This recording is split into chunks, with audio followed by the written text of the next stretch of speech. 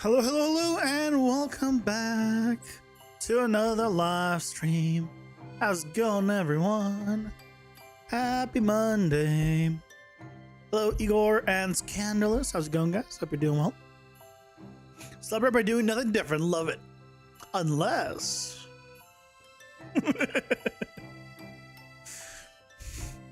Oh, guys, welcome in. How's it going? Hope you're doing well. Congrats on the 2 years. That's a hell of a lot of time. I mean, 2 years not that much time. Let's be honest here. It's a decent amount of time, but it's, say what, 2.5%, 3% of a person's life?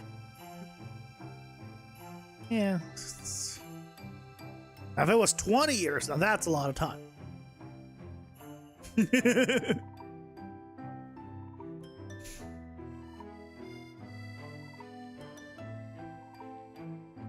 But, you don't plan to live past 50? You don't need to plan for it. You just do. You know, you don't plan for it. You just do. You'll die doing something excessively stupid and mildly funny. Are you going for the Darwin Award? Is that your goal? You're just going for the Darwin Award? You're hoping to not pass 30, but it's coming. You see what I mean? Just 2.5% of your whole life? For me, that sounds like a lot. Eh. Perchance. But yeah, yesterday technically was the 2-year mark. Because I released the first video, or no, not yesterday, Saturday. Saturday was a 2-year mark because I released. No, it was yesterday. It was yesterday. I created the channel in July 5th of 23 and released the first video July 6th of 23. So. Also, Guts, your name is colored differently compared to where it always has been, and it's gonna throw me off. It's not colored differently where you're looking at it, it's just colored differently for where I'm looking at it, and I don't even know why, and I don't like it. But I just want you to let you know, it is, and I've gotten used to it, and now I have to get used to this. Hey, Polly, welcome in. How's it going? I hope you're doing well, and thank you. Why does he get to be blue? He's blue, double-D-double-die. Because he's a mod. If you become a member, your color becomes green, if I recall. So if you want a colored name, you can become a member, and then you can get access to emotes and a colored name.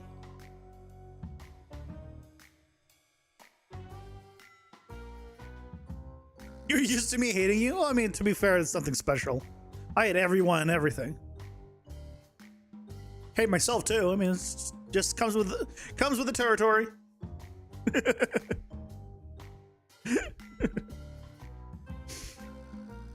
But this weekend, aside from being my...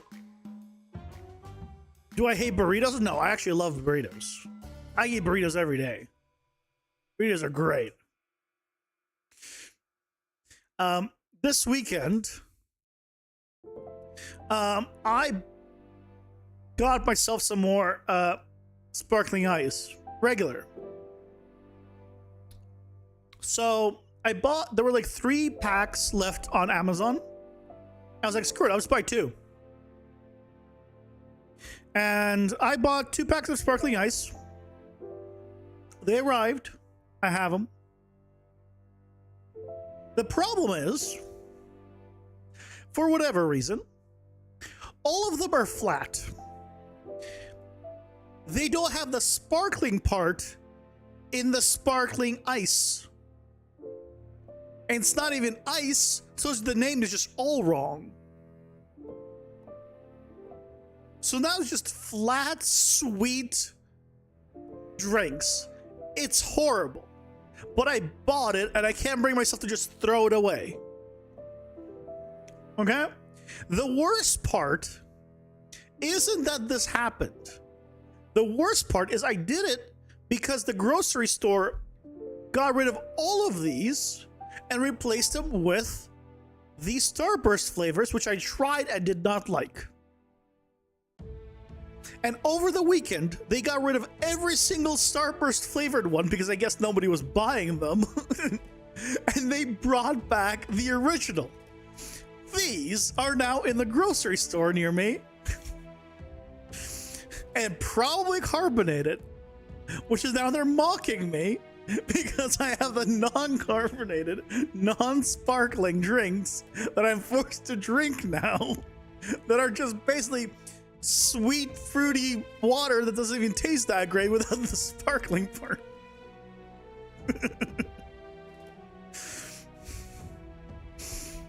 You losing your partnership this very second? No. I want the proper stuff. The proper stuff is great.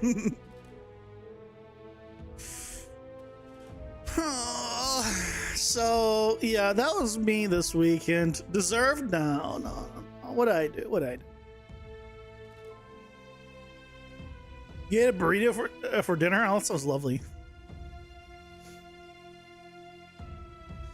Wonder what will kill you faster, the corn syrup and Coke or the sucralose and sparkling ice? Probably the food that I'm eating. And neither one of them do. So yeah, that's where I am.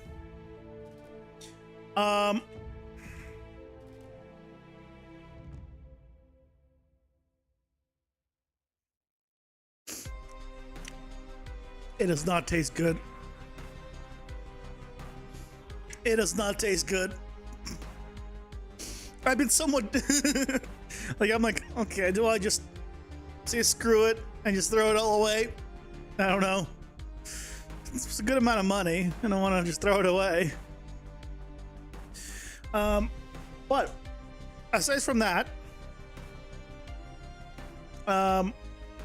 I released a new video on Sunday. Have you guys seen it? I'm curious. And if you haven't, and weren't planning to, I'm curious why. I somehow am managing to continuously pump out a 10 out of 10 game, a 10 out of 10 video. By 10 out of 10, I mean in ranking. I don't know how I'm doing it.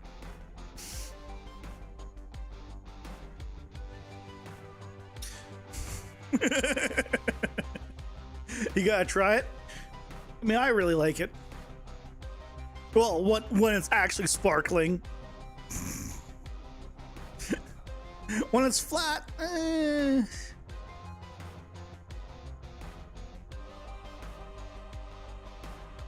yeah. For some, I don't know why. I mean, I'm gonna keep doing it. Nothing's gonna change. But I'm still trying to figure out, like, what people are, like, why people watch or not watch certain things. Because I'm still still can't wrap my head around it. Because, like, the video I thought was interesting. I mean, I'm biased. But I think, like, that topic, like, we're creating a game mechanic, I thought it was interesting. Nobody is watching it.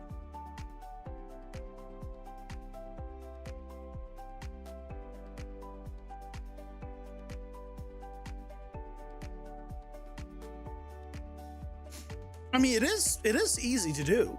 It's using the new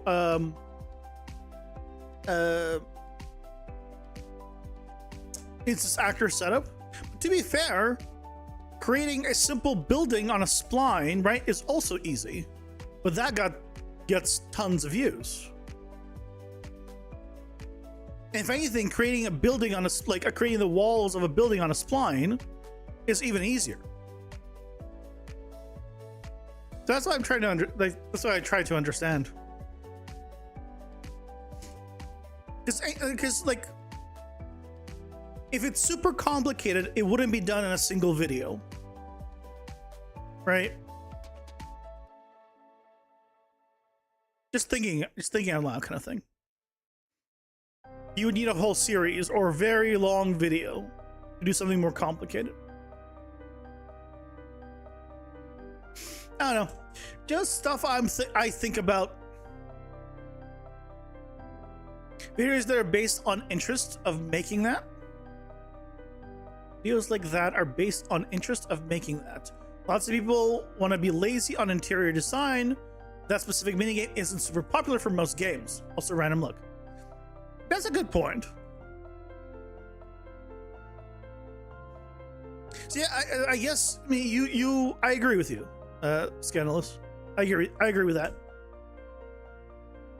I think the way I always look at it though, like when I'm looking, like finding a tutorial like that is like, oh cool, I want to know how it's done. So I just put that in the memory bank. But makes sense where like if you don't want to make that specific thing right now, you might not necessarily click on it.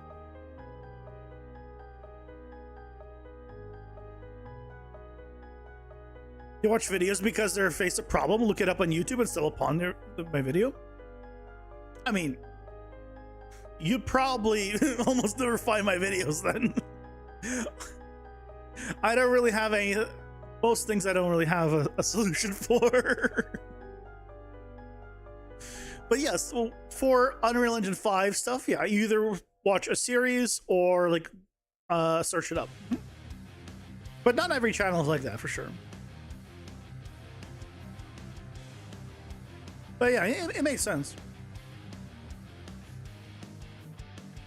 No, I've just been like thinking about it, seeing like what I can do better to improve. Because if people aren't interested, right, then I want to give them something they're interested in.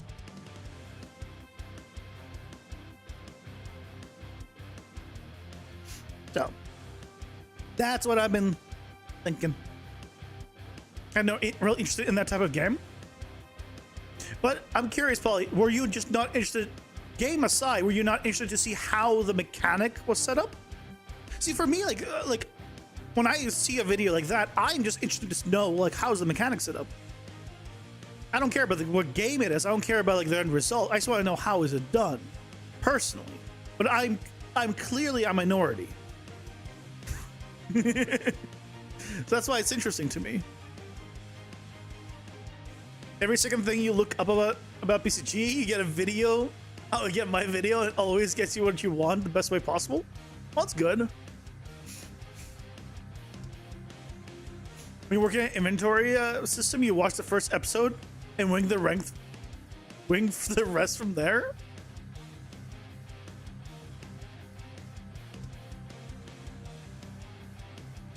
You're the only person other than Epic that makes PCG content, not directly ripped from the very brief tutorial on the dev page, and Epic's tutorials are terribly made.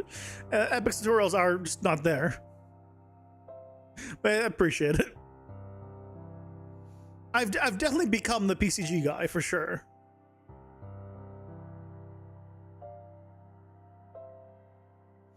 Yeah.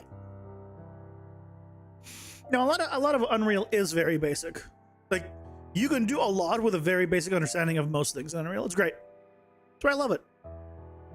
Like, Unreal has a very low, like, entry point.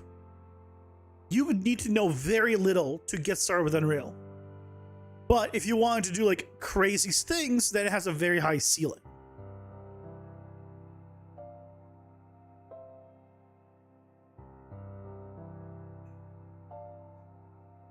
If you really search, there are some very in-depth videos they make, but it's not a tutorial. They show you the blueprint, and this is how it works and gives you no understanding. There's actually a point in the past, I don't remember when, and it could have been like a year ago, but like a relatively long time ago. I actually posed that question to people in the community. I asked, should I, or would you rather I did it node by node, the way I'm doing now, or showed you the node graph and just explained it? And everyone was like, node by node. Okay. So I still do that. I go node by node and like actually connect it. It does, of course, have the benefit of having people potentially see what it should look like along the way. So I'm sure that is very helpful as well, which is nice.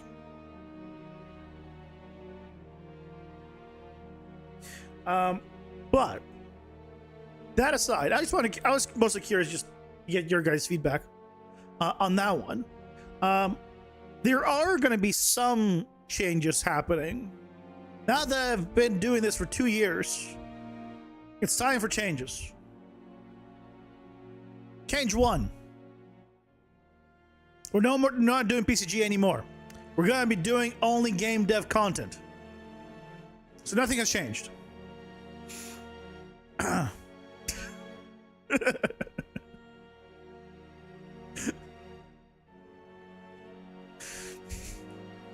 Find it really nice that if the tutorial takes a second to visualize, like if I make it a print string or something like that kind of, yeah, I get it. Node by node helps us newbies understand what the node is actually doing, because some will say, put this node in and not explain what it even does. I mean, for most nodes, I still do that.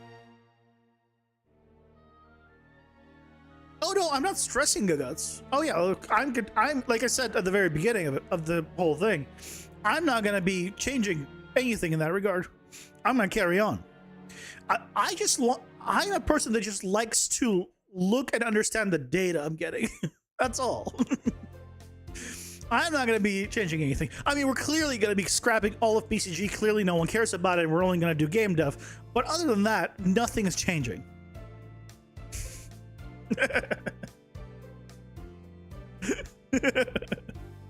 I'm kidding. I'm kidding. If it wasn't clear. But there's going to be slight changes, though. Slight. There's actually a new video coming out, a bonus tiny like chat video from like one of the streams tomorrow, and then starting Wednesday, I actually have my first short coming out in a long time. I actually found a website that checks the entire stream and finds clippable moments, and then I can just look through them and be like, are any of these actually any good to make into a short? And I might start putting more shorts out, because now I'll have like a reference, like, oh, that might not be too bad. And then most of them are probably not gonna be great. They're not gonna be from the streams, but there's probably going to be more shorts and more TikToks coming out.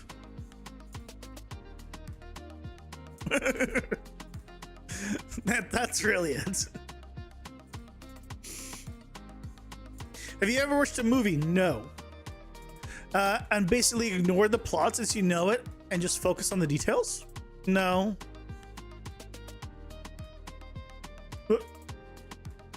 No. I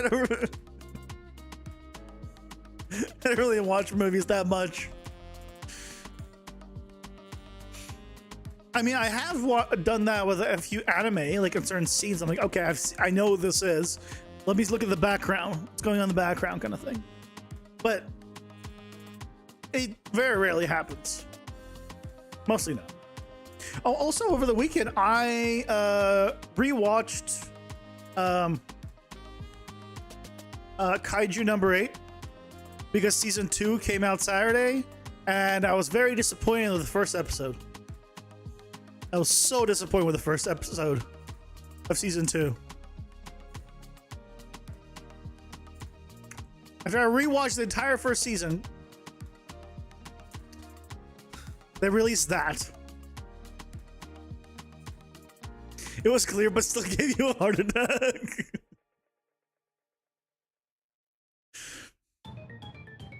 You were kind of sad with Dan. I haven't seen the first episode of Dan. Dan is an interesting. I was very conflicted with Dan. Like on one hand, I enjoyed it. The animation was cool. On the other hand, the whole thing was a big dick joke. Which, if you watch it, you understand what I mean. And I don't know if I want another season of dick jokes. I don't. I'll be honest.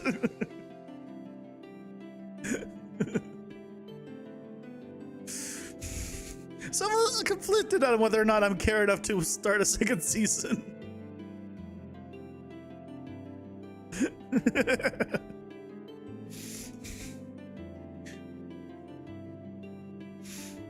Make a dark room, add a light and a shiny object. Click path tracer and the entire internet. Wow, you're so talented.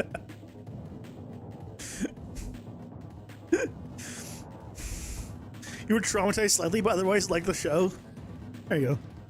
Now, if you haven't seen Kaiju number 8, great anime. The reason I say the first episode was disappointing, if you haven't seen it, is because it's a filler episode. The first episode of season 2 is a filler episode. Why? Please, I mean, at least thank you for not putting it in the middle of the series. That's maybe that'd be worse. Maybe put it at the end. Like once you're done with season 2, maybe a little filler episode at the end. Steins Gate did that. But don't open with a filler. Anyway, that's what's going on. That's what's been going on. I feel like a lot, but not really. One time when you were bored, you randomly looked at the parents' guide for random shows. The only show you found, you found severe in all 5 categories was Cyberpunk Edgerunners. Now I know why your freaky friends like it. I've never watched it because I think it's only on Netflix, right? I don't have Netflix. I used to have Netflix. I had Netflix for years. I never watched Netflix. And eventually I finally said, here, take it to my family member. I was like, look, you're using the account. I'm paying for it and I don't use it.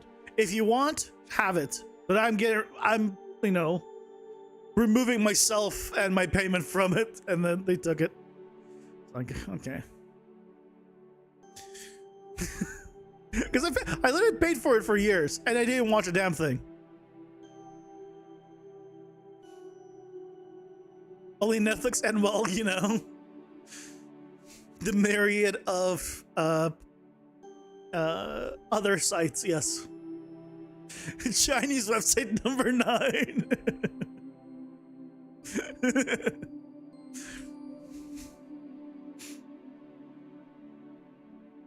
Now that you condone that, it's all fine. It's fine.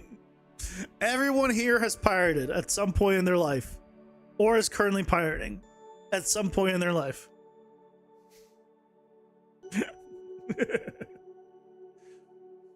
Tis the normal thing. Not everyone has money. And a lot of times it's a matter of, not even a matter of money, it's a matter of ease of use. With games going up to as expensive as they are, I think pirating is about to get a resurgence. I genuinely think for games, like for big AAA games, that pirating might be getting a resurgence for. Because the prices are insane.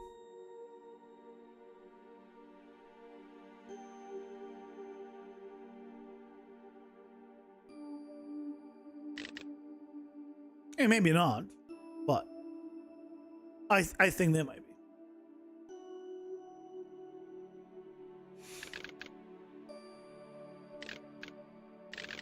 We stopped on freezing aspect. Did we finish freezing aspect?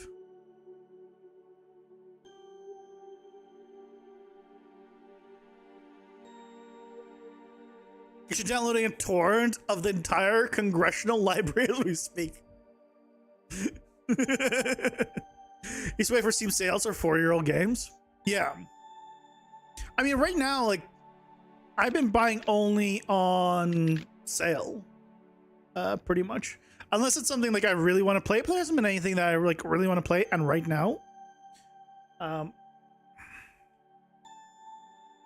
what's on my wish list right now?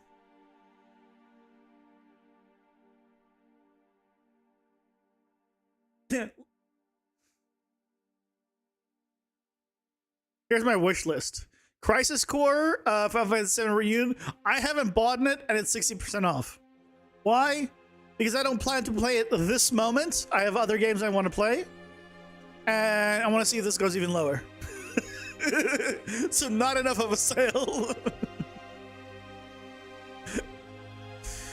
This is for learning Japanese. I'm waiting for it to get released. I think this month? No, it's August now.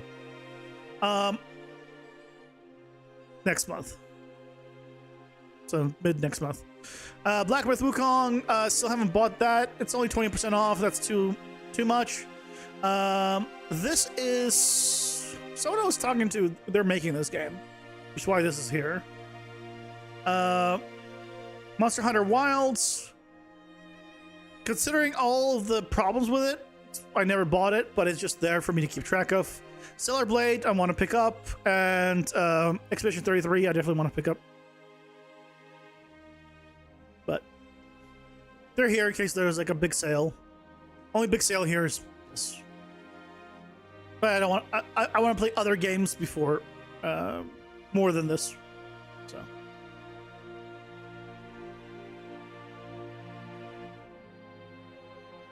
You're pirating me?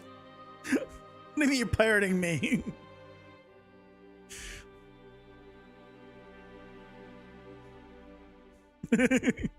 You're fine, Igor. You're here. You're already contributing more than the vast majority of the world.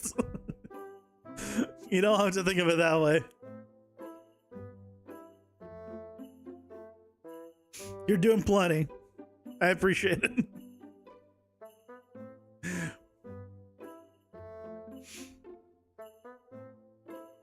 Hey, Engine, welcome in. How's it going? I'm doing well. If you look at the games you actually play the most are about 10 years old. I feel like that's like normal for a lot of people. If you're the kind of person that plays multiplayer games, especially, I don't play multiplayer games. For me, it's less so that. But otherwise, because right now I've been going through what's it called?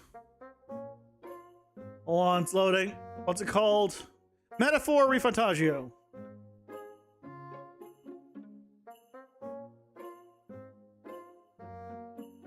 Tape. Yesterday I played. Yeah, 65 hours through. Right now. It's like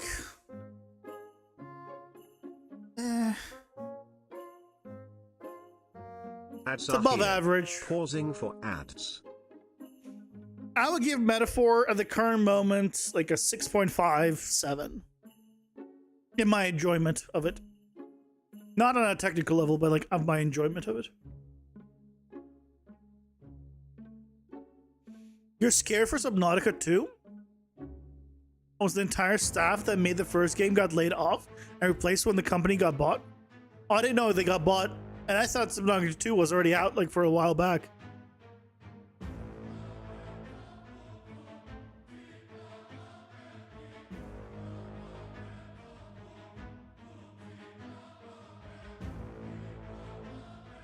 Below Zero? Yeah, I thought that was released a while back. Hey, Blue Sneaker, thank you very much. Appreciate it. Welcome in.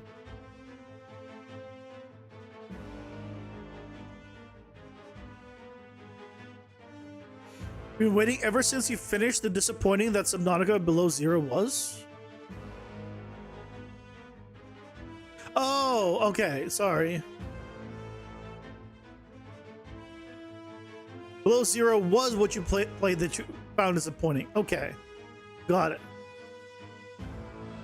Yeah, I thought Below Zero was the second one. So I guess that wasn't the second one. Okay.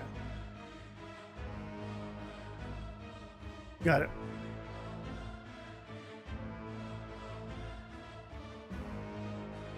That makes sense, makes sense.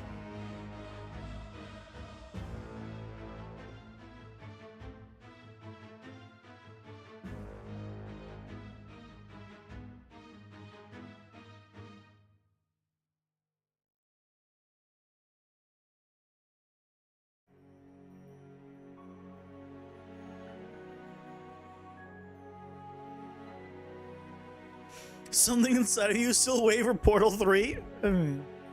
Yeah, that's a big... You're going to wait for a little bit for that one. Have you thought about doing an occasional deconstruction of a game? Talking about pros, cons of choices they've made, methods used, etc.? I mean, but the problem is, I don't know how most games are made. So... how could I make a deduction of pros or cons of the choices they made if I don't know such methods used? If I don't know the methods, I don't know what the choices were. I could say if something was good or bad subjectively for me after playing the game.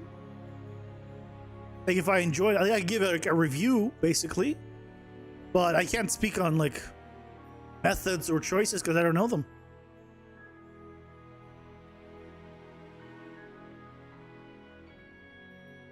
There's usually very little I mean, why would there be any documentation? You don't make a game and put out documentation about how your game was made. You talk about what's in the game for people to play, because you made a game for players. You didn't make a game for devs. So, yeah, you're not going to write documentation for a game. That'd be silly.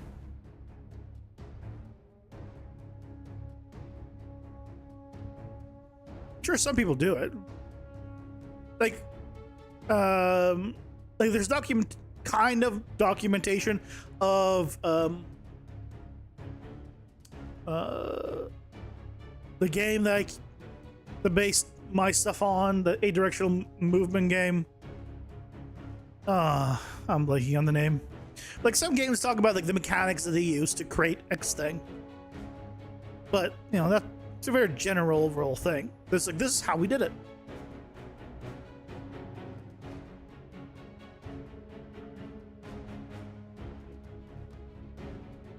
Something cool is that since the ship rocks around the sea, the AI crewmates use a proxy hidden under the map to calculate their movement.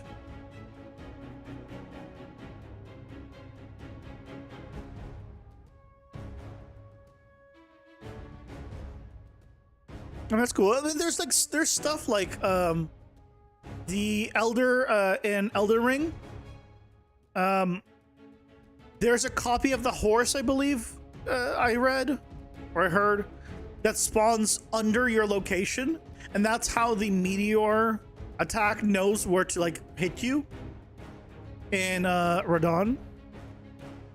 That's how that's done. But like,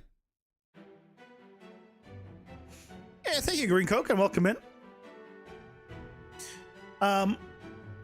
Like, right? It's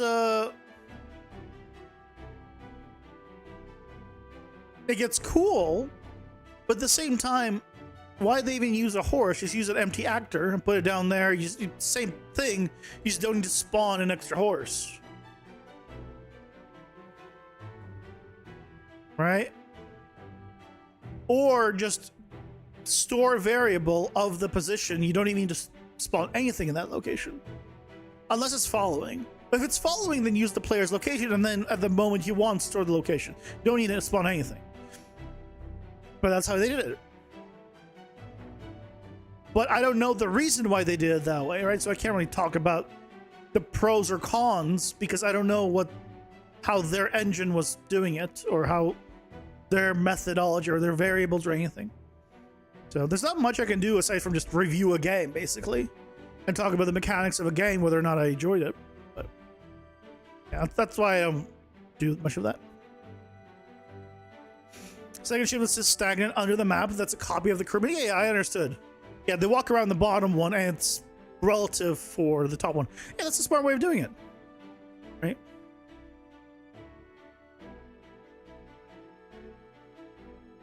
Well, I guess 3, there's a hidden area that is basically used to preload different things like NPCs or objects, so they're able to quickly add it to the scene without loading.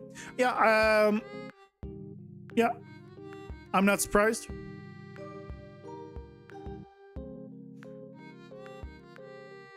But you have loaded them. Here's the thing, you have loaded them. You've loaded the main area plus these things, right? So it just goes into the original loading time, effectively.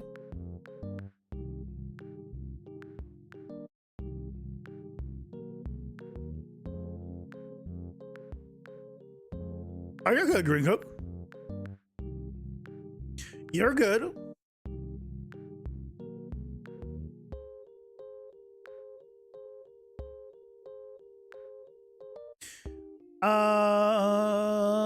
Power-ups. Power-ups. Our freezing thing defreeze for a certain amount of time, but our time frozen was too high.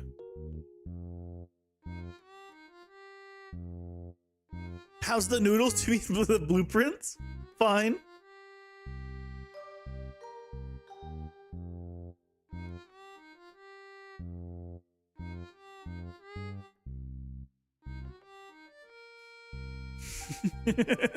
They're fine. Just messing with the power-ups now. You're working on cards too? Nice.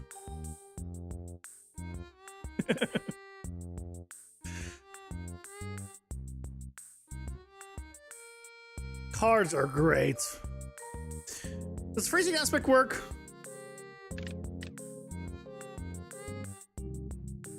Did we get it working? I don't remember if we finished setting it up.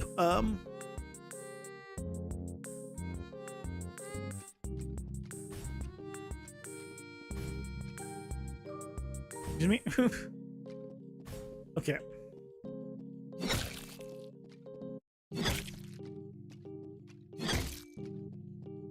What? Why is he not frozen?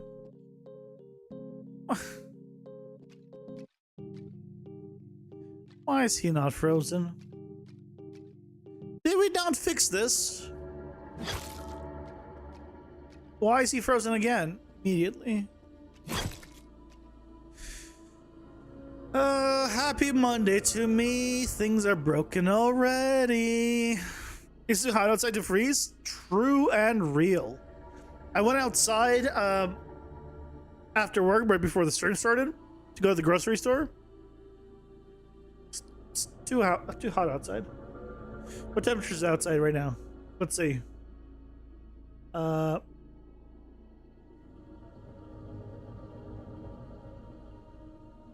Well, right now it's 76, but it was supposedly 80. Tomorrow's 81. Apparently tomorrow and Wednesday it might rain. I don't care much for the rain, but anything to get rid of this giant sun. Like, look how bright that is. That's through fabric. That's supposed to make it darker. 76 Celsius sounds dangerous. Casual day here.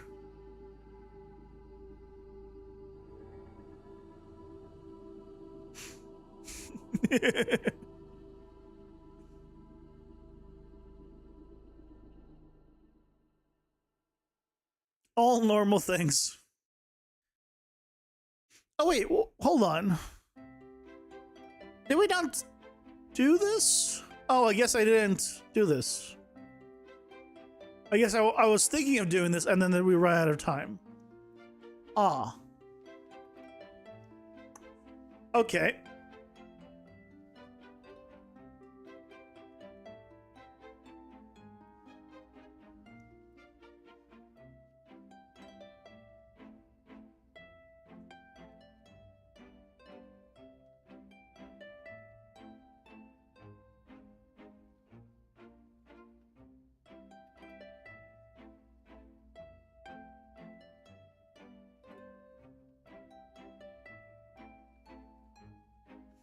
76 degree is ideal? No, no. If it was like 56, I would say, yeah, that's ideal. How cold is it get in the winter for me? Usually not that cold. Like last year there was like a day where it was snowed, but like 2 years ago or 3 years ago, it was like almost all winter there was snow outside, which was like a very rare thing. But where I am, it doesn't get that much snow.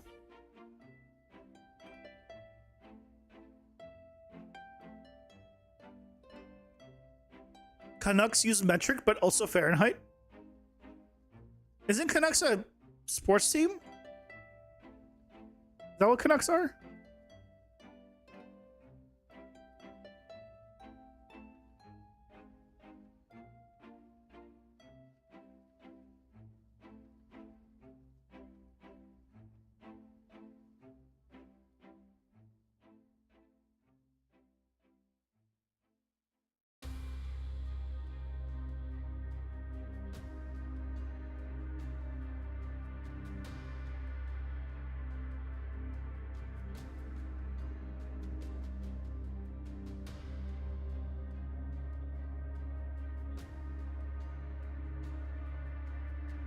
$76 is actually 24. For you, 25 is literally the best temperature of all. No, this is miserable. Anything above 70, I'm miserable. I don't like above 70. Like, if I could, I would just have it be in the, yeah, in the 50s. 50s is like wonderful outside temperature. Like, if outside is in the 50s, I'm like, perfect. Like mid 50s is like mid 50s, maybe mid to late 50s. Perfect temperature.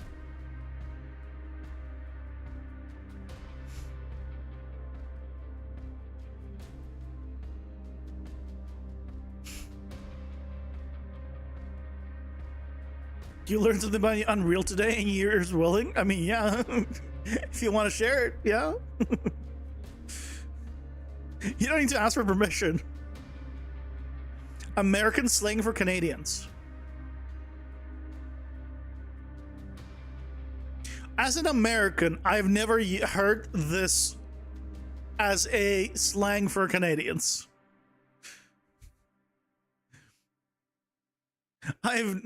As an American, I have never heard this term as slang for Canadians. Ever.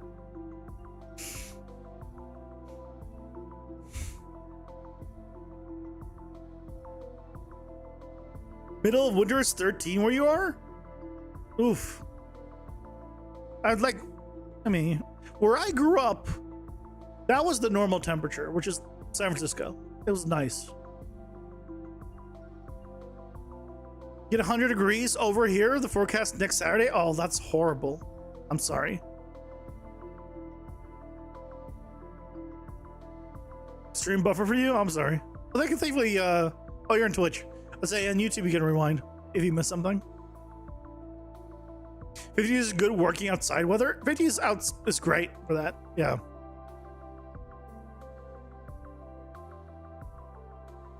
You're not cool enough to use slangs.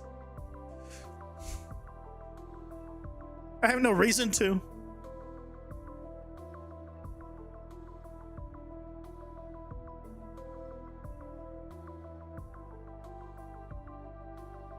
I had no reason to. Do I stop actor movement?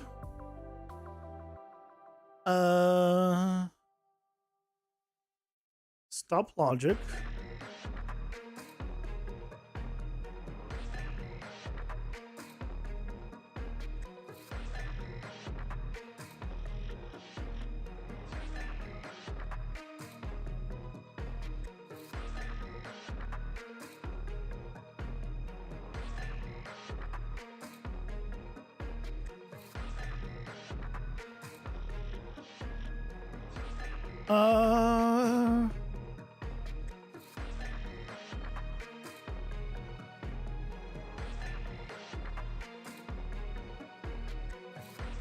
None of this is set up anymore. Why is it not set up anymore?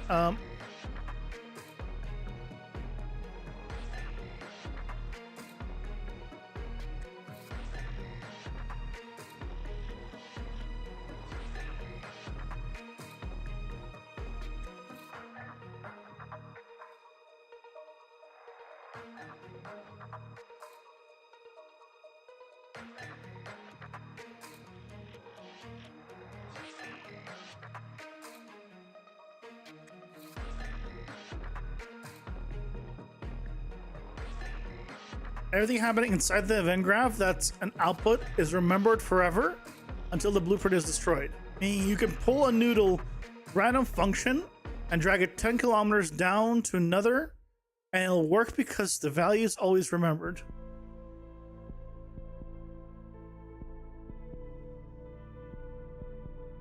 I mean, you need to manage memory, and doing stuff outside function will blow the memory. Well, yeah, so like, I think I did that somewhere.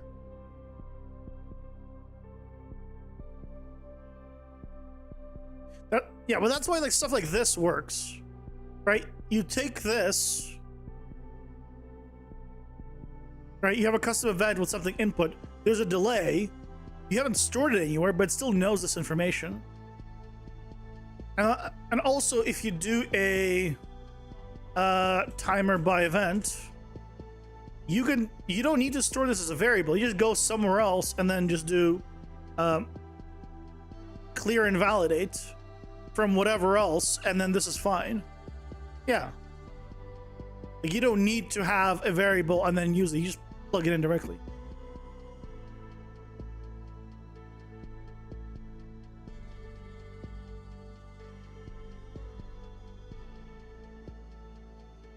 You have 5 degree Fahrenheit minimum in winter and 100 in summer. 5F in low end is great. 100F high, oh. Hey, Patrol, welcome in. How's it going? Hope you're doing well. Did you make subroutines inside of blueprints as well? Yeah, you can make functions. Yeah. I use functions all the time. What do you think all this is? Hey, Swarm, welcome in. How's it going? Hope you're doing well. That's what all those functions are.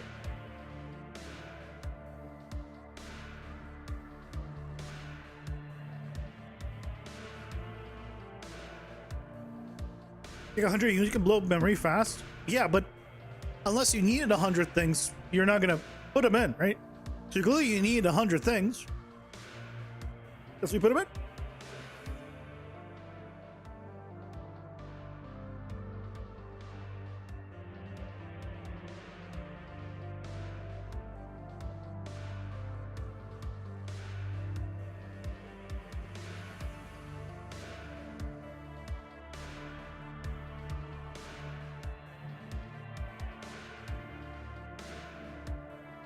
So character movement, and then get anim instance,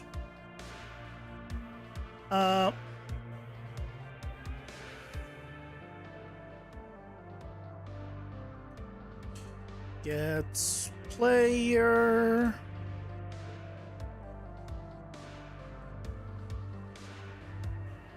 Pause playback.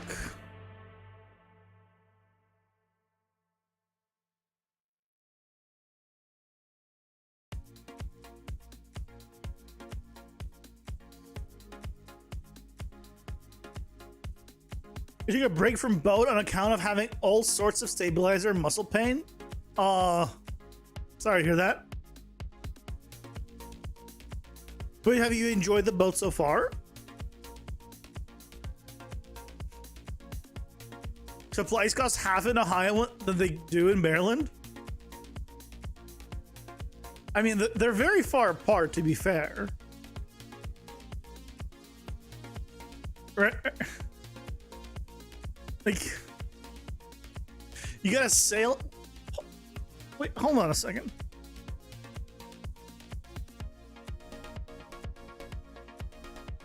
hold on a second. What do you mean sail it? Oh, Ohio.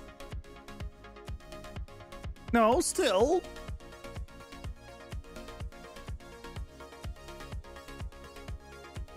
Maryland's here. Yeah. What do you mean sail it?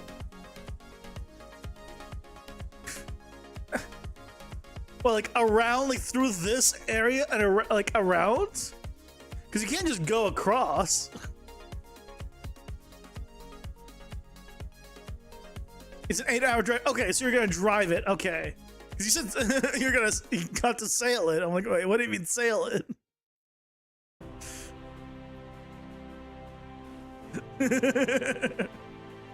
Okay, I mean, it makes a little more sense.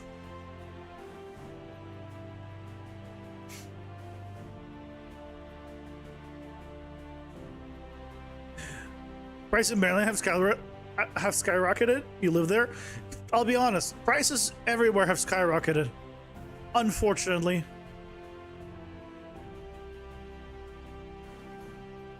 Thankfully, the house prices seem to have tapered, at least where I am. They're not really dropping. I mean, they're like dropping like very little. They've mostly been like stabled. I need them to be stable for like another 3 years or so, at the very minimum. So I can save up a down payment for a condo. Is that okay that you do work while while we yap about random stuff distracting you? If I didn't want to be distracting, I wouldn't be streaming. Why would I stream if I cared about being distracted? That seems... That doesn't make sense. If I want to like, get things done and, you know, be productive, you know, I turn off the stream and just do things. Time to get the boat on the road. There you go.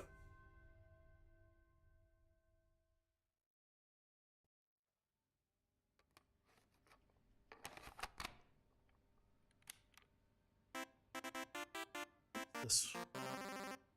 Oh, okay.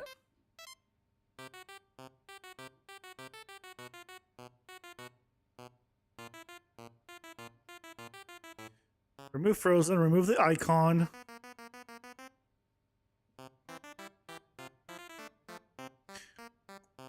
You don't want to do this or this.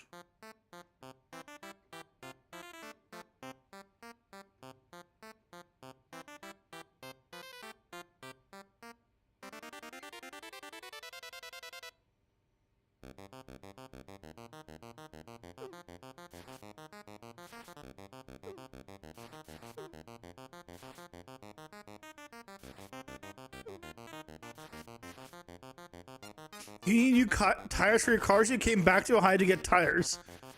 It's only 500,000 for the 2,000-foot house nowadays? Where are you looking? Because it's definitely not where I am. Houses here start at 1.5 million. A 2-bedroom condo is on average 800,000. Which is like 750, 800 square feet.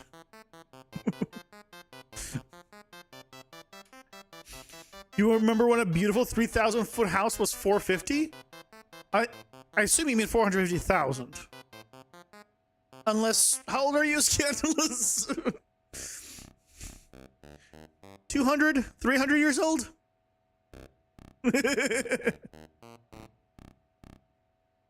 Thinking you hire me to make AI music for your game?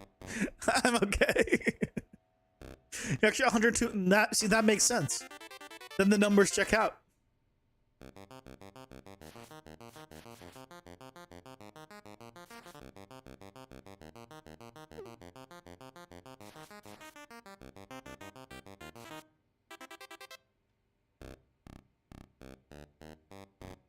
You in Cali? No.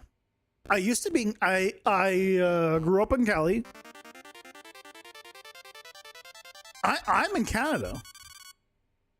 I'm currently in Canada. I'm talking Canadian dollars. But that doesn't change the fact that there's still those numbers.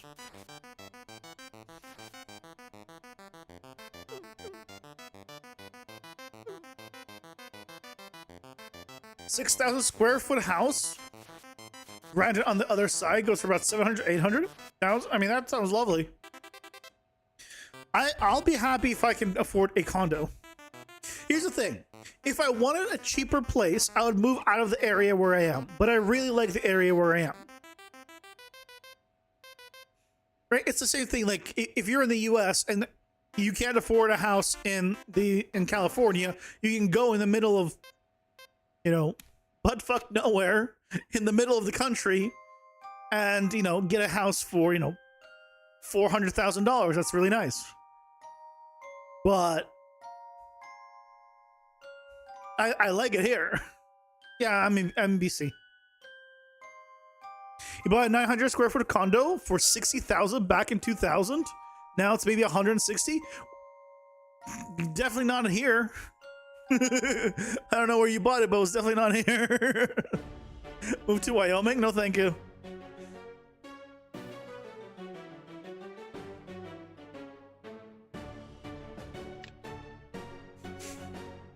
My ideal location has always been on the outskirts of major cities. Or in major cities, but on the outskirts of anything happening. I grew up in San Francisco, but not like in the main area. It's like one of those like quiet neighborhoods of San Francisco. Like I grew up there. Even when I moved to LA for a while, like I was there for like 5 years or something.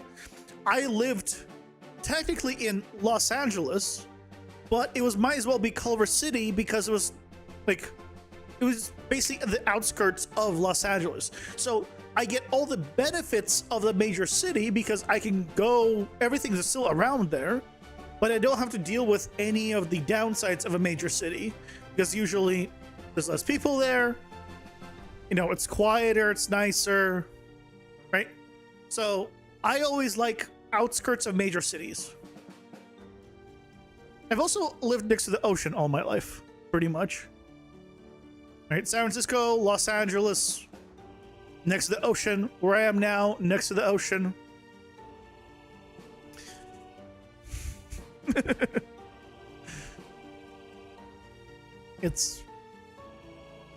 I like it.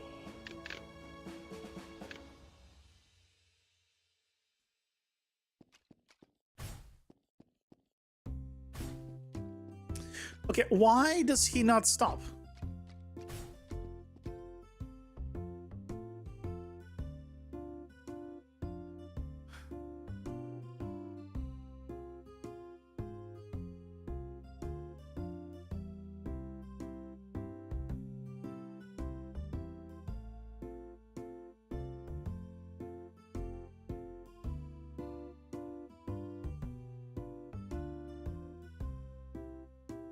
Ads are here. Pausing for ads. Why he keep moving?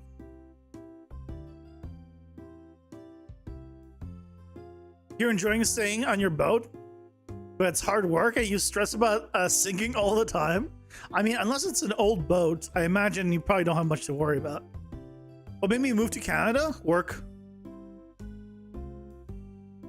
Listening to you Americans, you feel like an alien.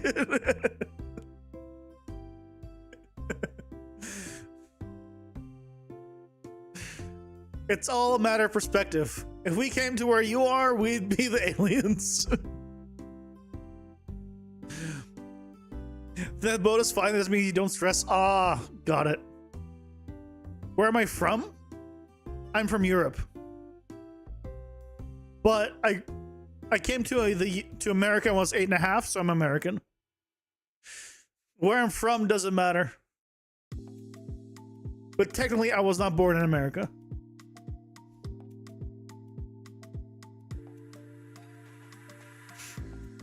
What I do from work? I work in virtual production.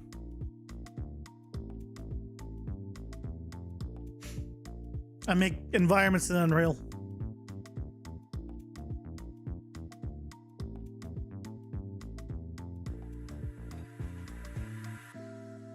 I wish I worked in games, but I failed to get into games.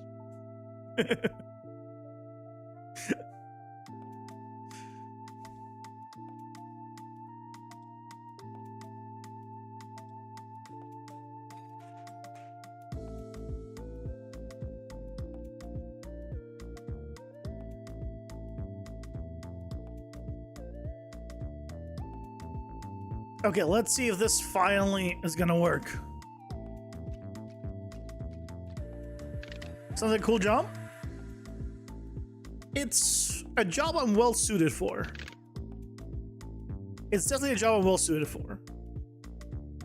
Because it's a job that is having you work in film, but use a game engine.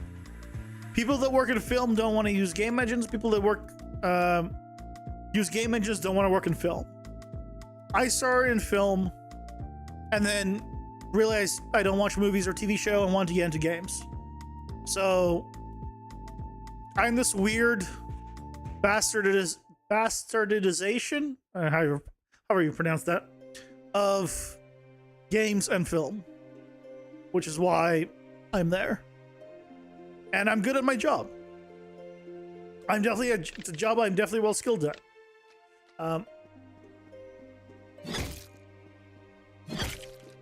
Why? Is this not triggering? Hold on. I guess I should just check. Is this even triggering? I mean, it is, right? Because it's getting the icon?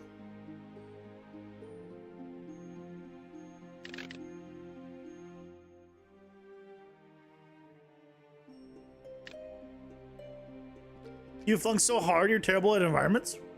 Everyone has, you know, things they're good at and things they're bad at. It didn't even print. Why did it not print?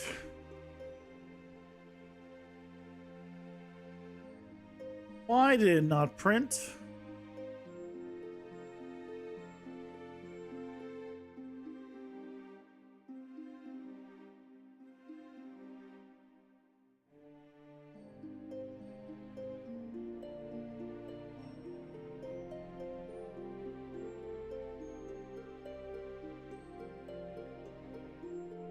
This should be freezing aspect, I'm pretty sure. Why is this one stunned? Because I guess he is already...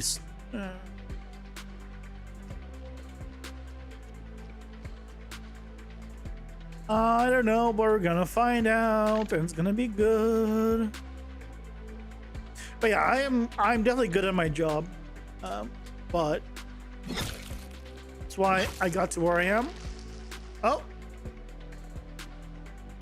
He needs to stop being able to look at me.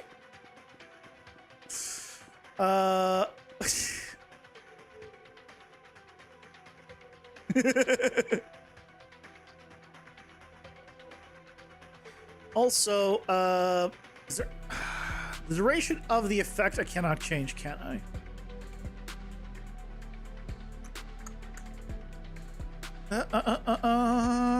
I need to not you.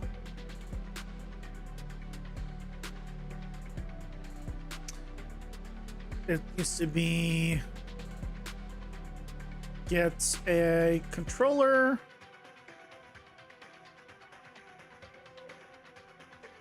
Focus. Clear focus.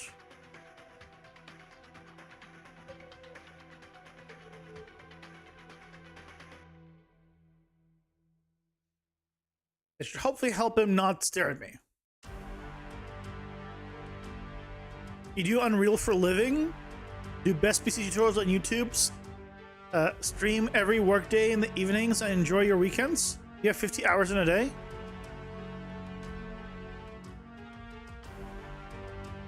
Well, I do Unreal for a living. I end work at 6. At 6:30 I start stream. I do that till 9:30. I do it for about 3 hours. At 9:30 I get off, and then I relax, you know, till the rest of the day, or if I need to do something, you know, like if I need to like do a last moment video that happened during the stream or something, I'll do it then or something. I also do my Wani Kani at that point in the PM because I always do it in the mornings. But I do the YouTube videos on Saturdays and I release it on Sundays. So Sunday is really where my day off is. Saturday, it's like half day off because I still got to record the video, edit the video, upload the video, thumbnails, all that good stuff. And that all happens on Saturdays. And I don't know where you got the idea that I enjoy my weekends.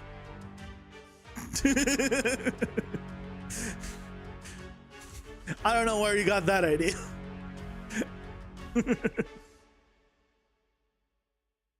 Like on Sundays, I play games. You're dedicated, give you that?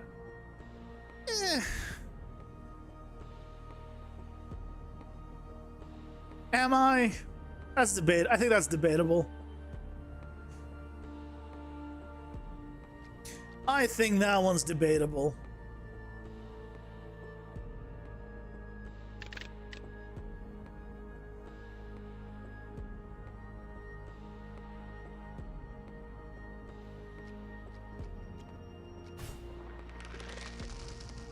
Okay, he no longer rotates. Oh, is he getting attached to him?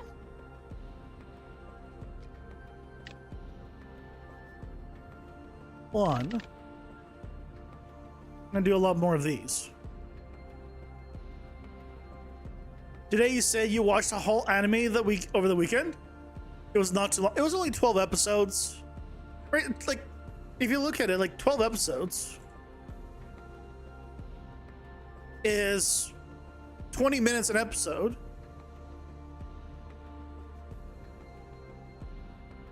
Divided by 60 minutes, that's 4 hours.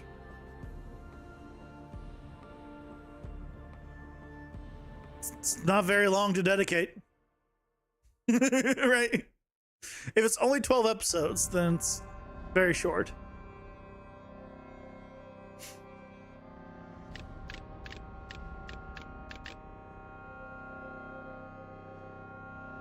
Deserved too? Wait, what part's deserved?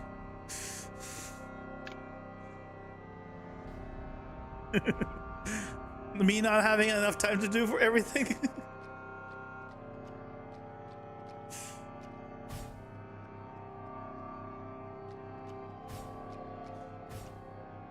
Oh, come on. Okay, that's a problem. Okay, that's also a problem. What type of video will he be doing this weekend? Oh, I have no clue. Have a good one, Scandalous. Thanks for stopping by. Have a good night. That's one of my biggest problems, is I never know what video I'm making.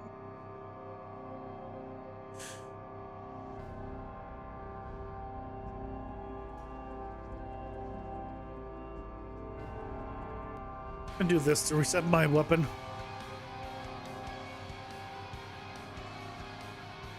I want to do another game mechanic, even though people don't want to watch those.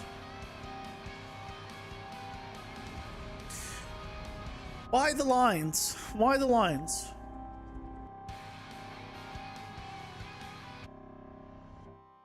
I'm not gonna worry about the lines right now.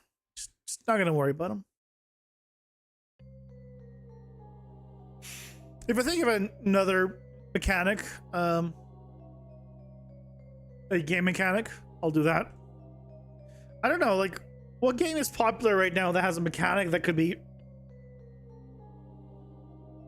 easily recreated, like that can use BCG? I don't know. I do not know.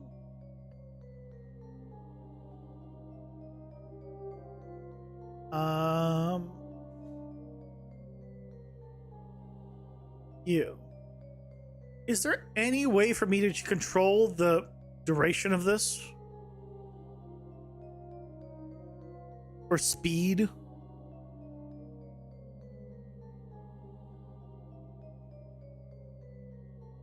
Globally, update time.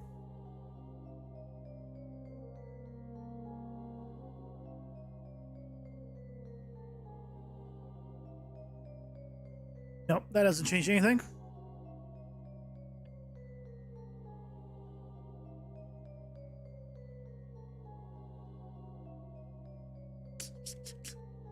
I don't think I can do anything on this.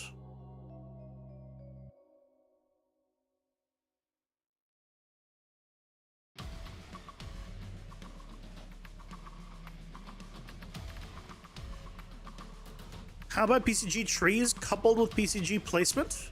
So all trees in the scene are technically unique. I already have a video on that.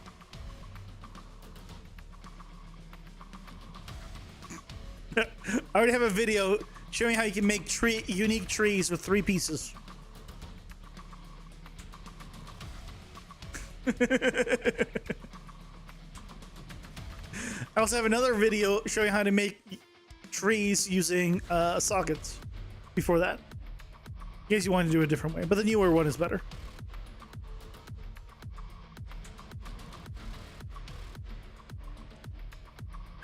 I wish I could just change the speed of it.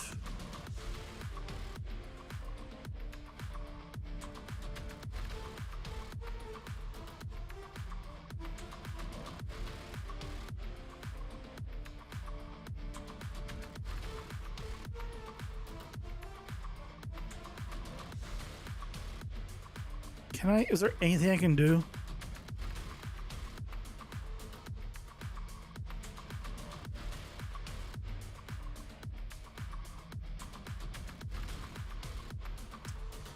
No. Damn it. What do sockets do? It's basically just you can put sockets and meshes. So you get a reference to that socket inside a PCG and just spawn from the socket. It's just like specific locations and on an object. Several years ago, you've seen someone make procedural road in Blender with geonodes and you were left speechless. So after gathering some knowledge about PCG, you got to recreating that. I mean, yeah, you can do that. Intersections are... I haven't found any good ways of doing intersections. Because, especially if you're doing spline meshes, like the curve, there's no real great way of doing it yet.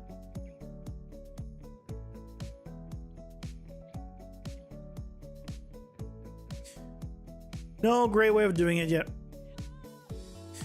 Do I not just not have the effect? I might just kill the effect.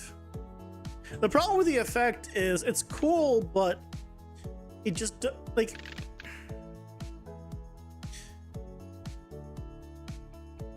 I can't control the speed of it. So I might just kill the effect for now. It's Cascade. If it was Niagara, I could at least control like the speed of it and stuff.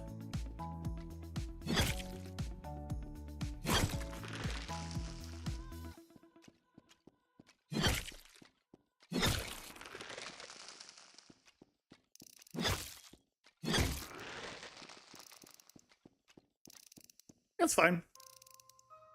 Yeah, let's do that. Oh, oops.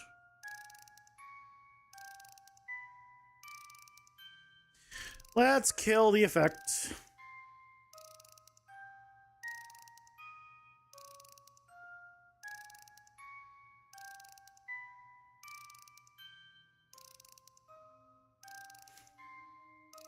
Hey, Jill, thank you. I appreciate it. Welcome in. Hope you're doing well.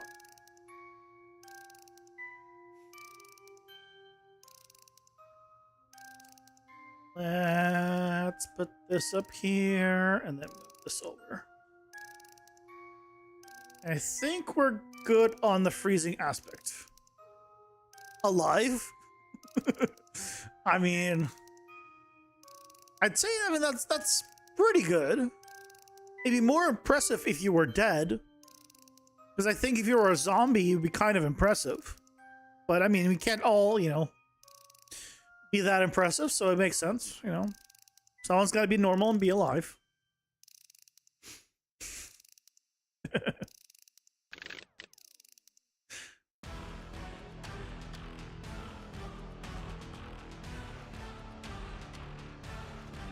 You got an idea, you got it to work on 95%. You're pretty sure that. Hey, 95% of an idea you're working on? That's pretty good.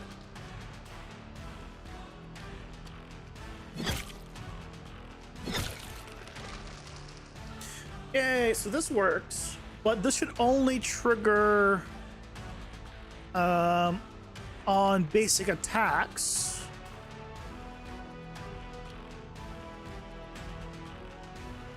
So where does this trigger?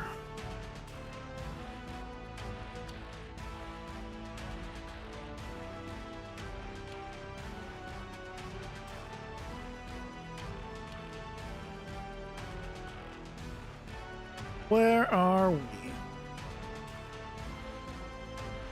I wish this didn't go into the back. I wish this was like always in the foreground. Can't be that lucky though. On attack hit.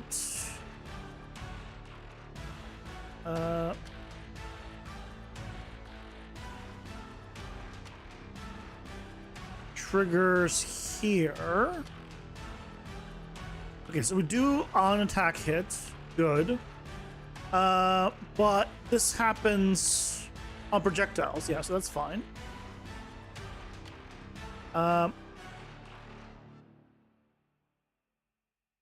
Attack increment means specifically. Why does this have nothing plugged in here? So, this is fine. And here we're doing it just when doing melee. And here when it's not a daunt. Well, I don't want to do when it's a spell either. So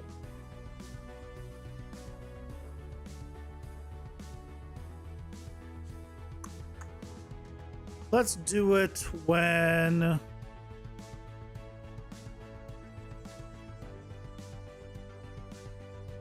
here we can do this. So when it is melee and projectile, go ahead and do this. Thank you.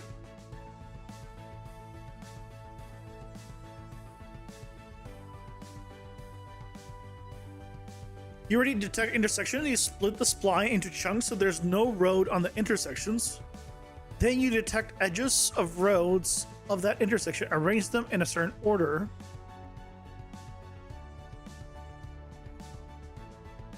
I mean, that sounds impressive because the problem that I was facing, like in my head, obviously I haven't tested this actually, is if I have a road this way and I have another road this way, I want an intersection here,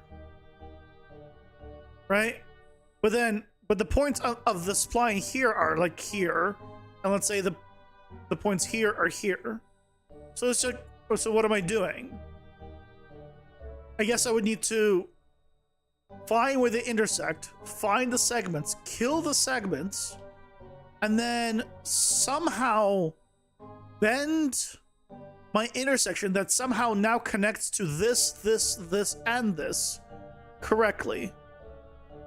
Which just seems complicated. Which is why I haven't done it.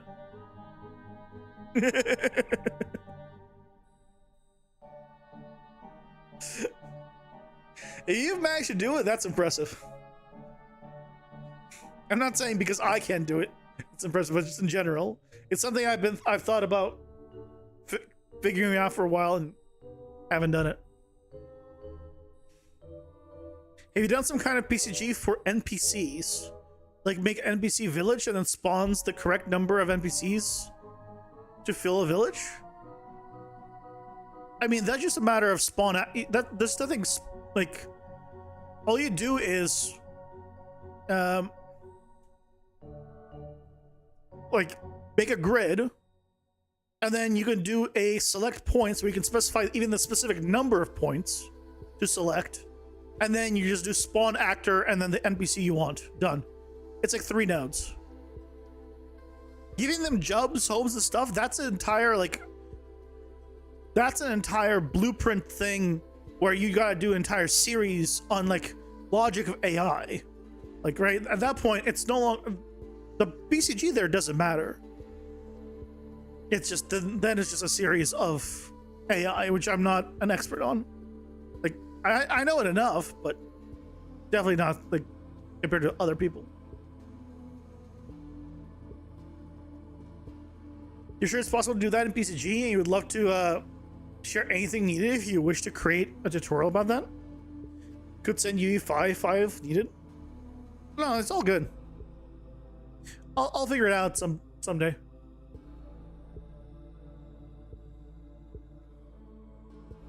Yeah, why don't you say if it's equal to mail? I mean, yeah, let's change this up.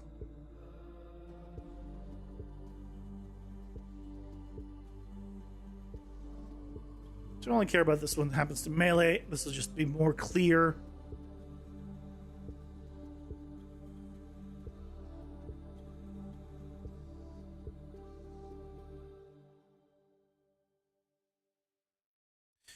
Okay, thanks, Unreal. Thanks. I was just about to save. Unreal. I appreciate you. Thank you so much. Oh, how great you are.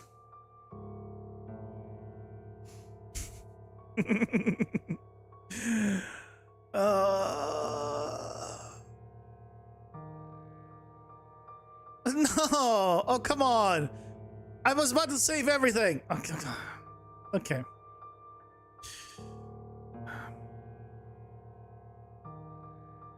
Show and explore. We're gonna get our stuff back. At least some of the stuff. Okay, let's go to...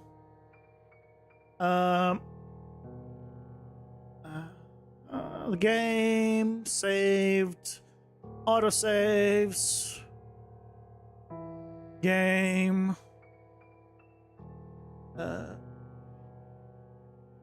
blueprints, actor components.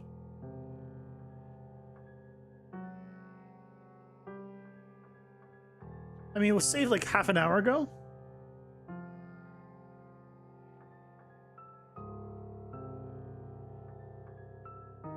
We're about to find out if it is new enough.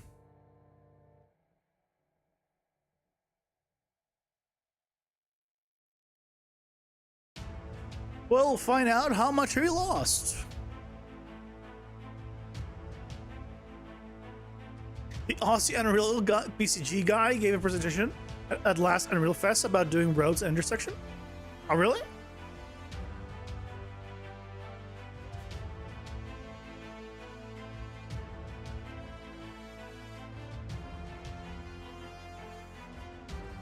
Okay, how did we get everything back? I think no, we didn't get everything back.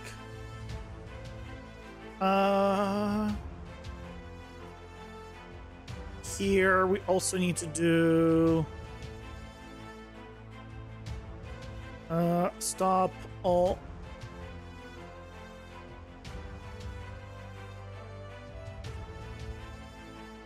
Stop movement immediately.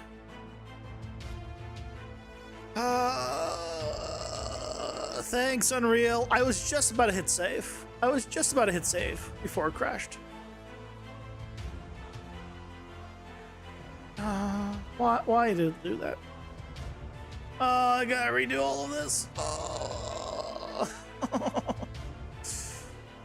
This is gonna go away. At least we know that. You don't have to test that.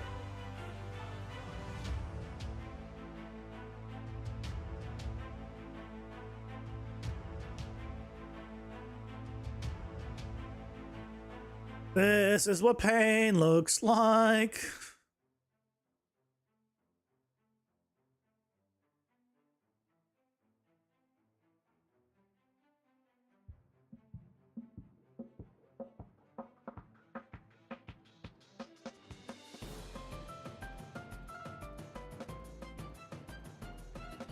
Okay, then there's also here. This used to be freezing aspect. Okay.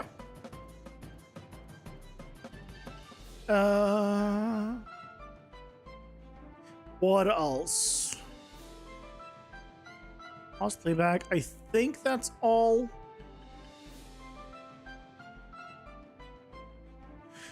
Let's find out.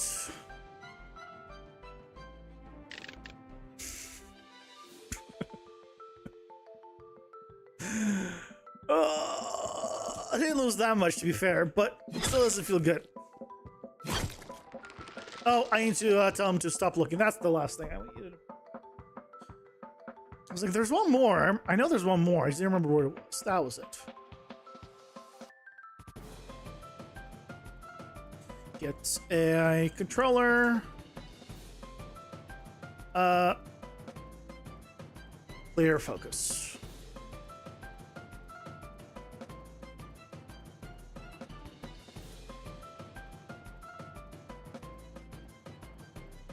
And then we should be kind of back to where we were. Minus the little bit that I did on the player. The enum, I think. Excellent. Yep. We're good.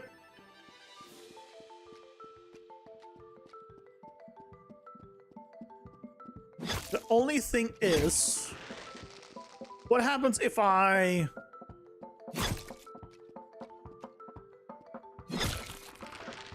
do that mid animation?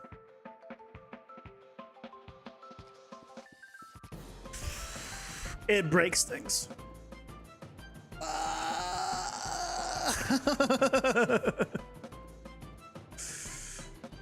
Okay. Yeah, random unreal crash. Yeah. We gotta work around that. Here, let me is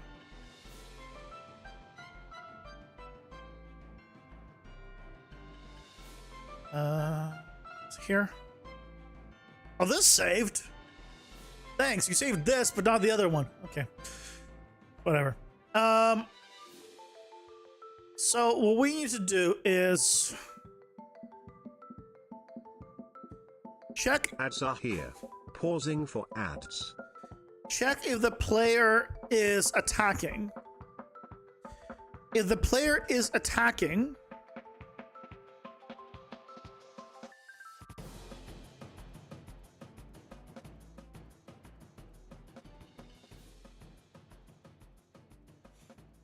then we need to not do what we're going to be doing. To make sure that happens, though,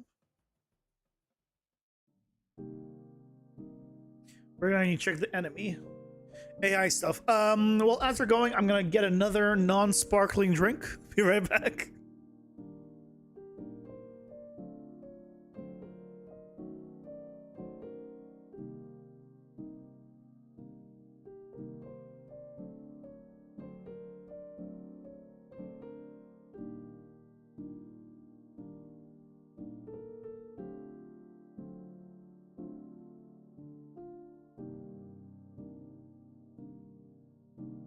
I'm back. Yay for another. Hear this. Nothing. Nothing. No sound at all. Completely flat.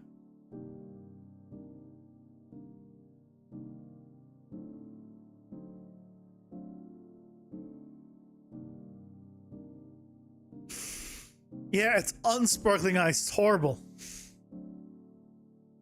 The sparkling part is very much needed.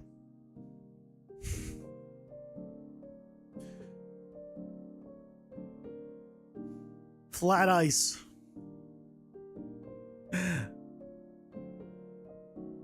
Eight-hour-long live streams? Oh yeah, you're not finding information from those.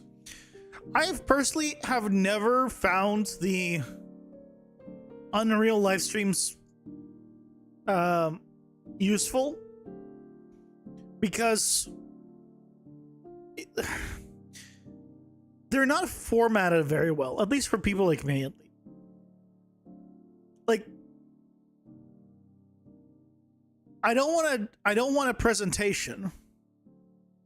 Like, I want something that explains something very specific, but they're kind of all over the place typically.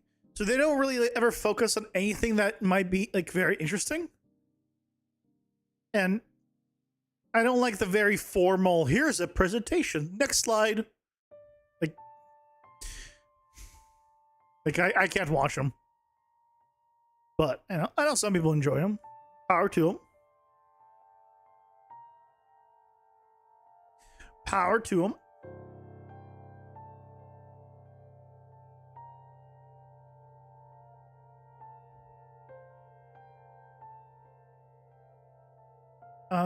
I want to go here.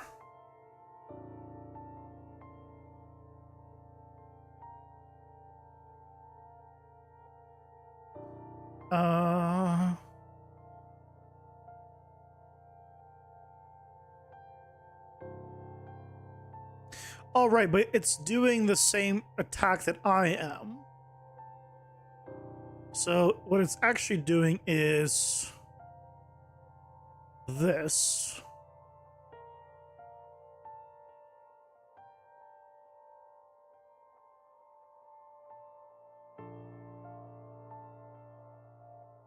I don't have any delay, so this should theoretically work.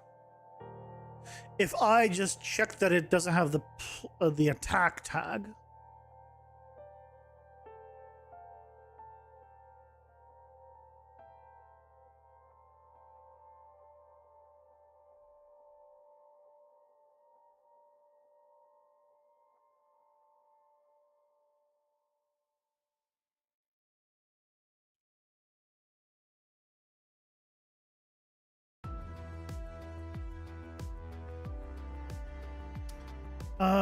If we don't have the tag, well, I guess if I do just not here.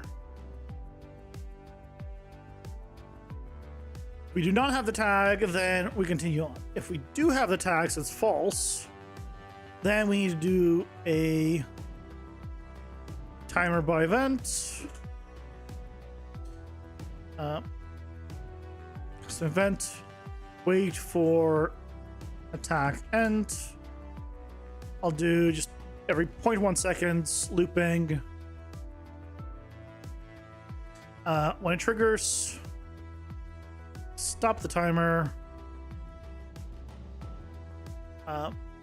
And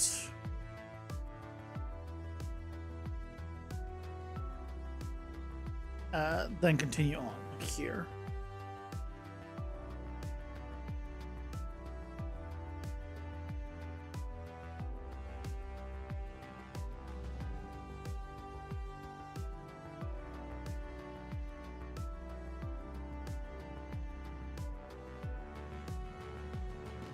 That. So theoretically, it should stop it from doing it during an attack.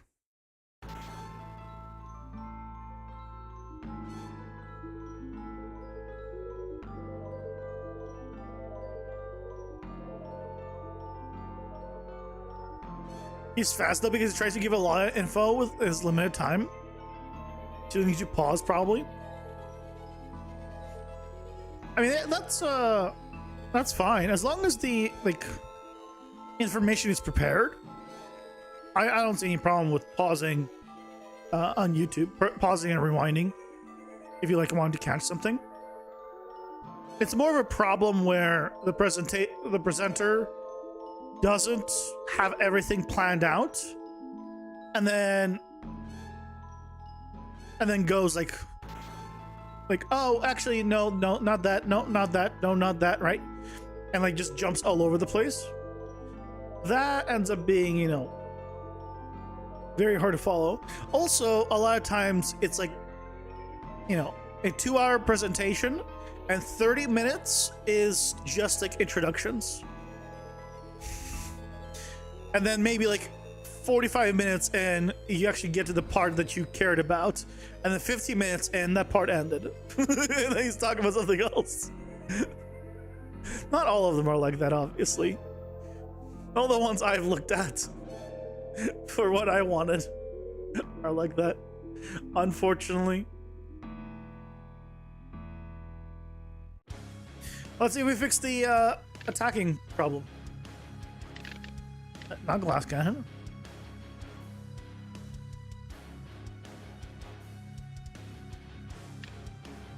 So we need to hit him once, and then the next time we hit him needs to be during an attack.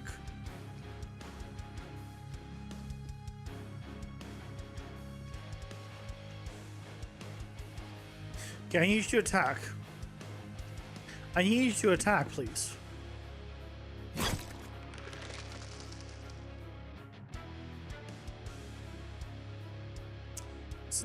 So why was I able to freeze him there?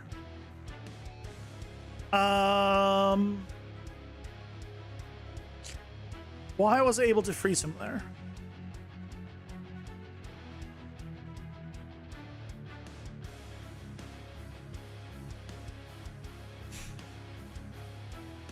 Is he not doing this?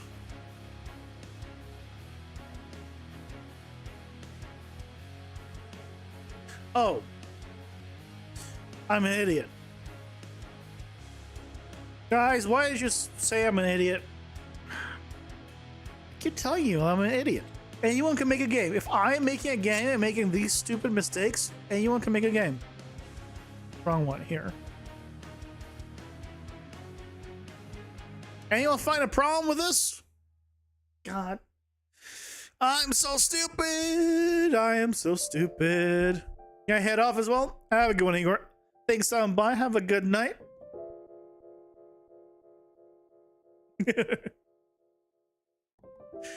The guy literally does practice runs. Oh, see that's power to him. That's dedication. You're out as well, Volume. Have a good night. Thanks for stopping by.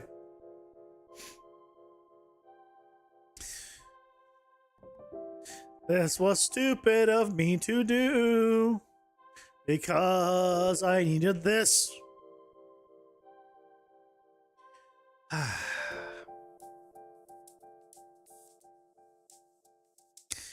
Only when I don't have it finally do the rest. I can't believe I did that. Why am I so dumb? Why am I so dumb? Here's the thing. I say, why am I so dumb? I know why I'm dumb. It's because I don't, you know, take a second moment to think. And it doesn't help that I'm streaming, so my brain's not completely thinking about deving. But the other part of me is like, oh, those are excuses. Stop making excuses.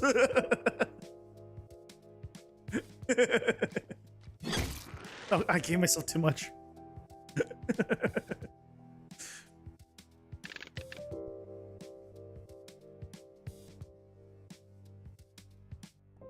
That should be plenty. Okay, now you need to attack, and then we do it. And theoretically, you should freeze after you've attacked. Yes. Oh, that worked really well. Okay.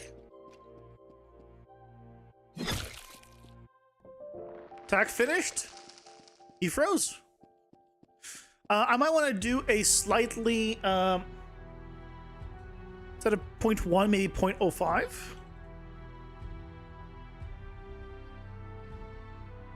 It's not a huge time difference, but I feel like it'll help.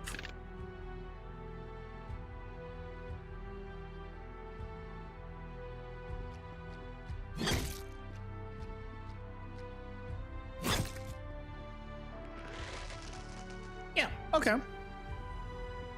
Nice.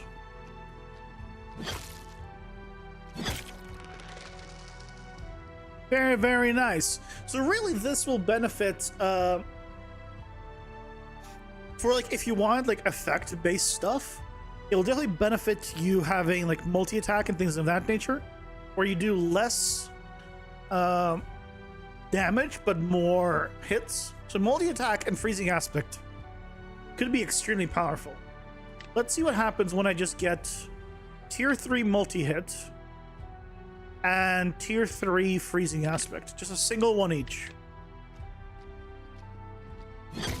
Oh. Wait a second. How many attacks was that? Wait. What's going on? Why did he die?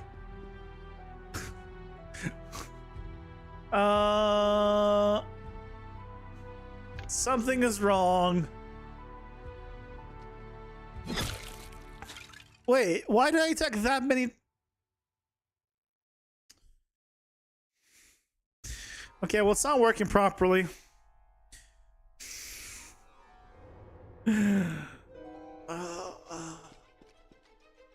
Why is it not working properly?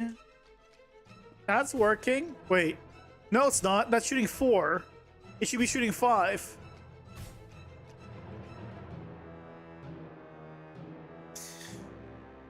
Bananas.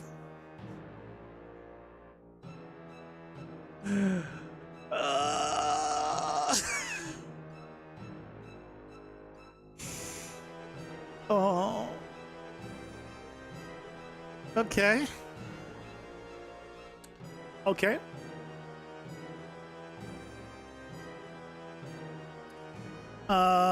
This -1.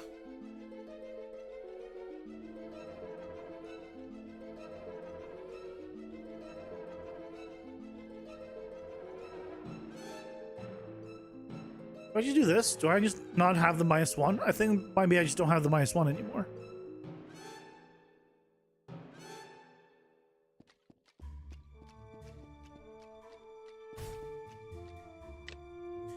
Because that's from the past setup.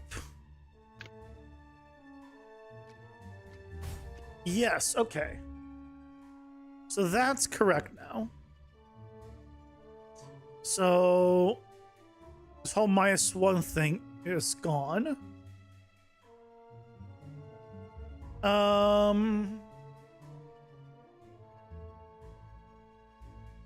Okay.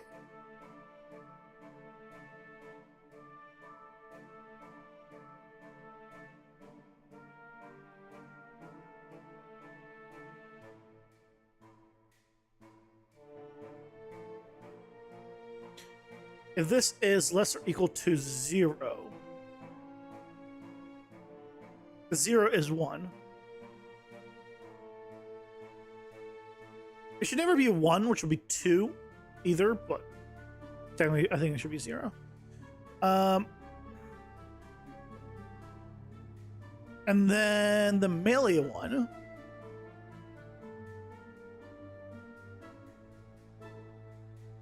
It's not you.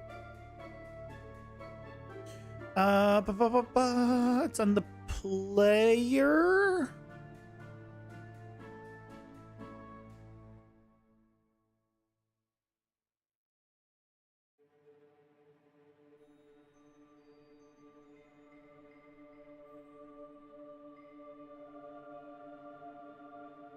Oh, this is the laser attack.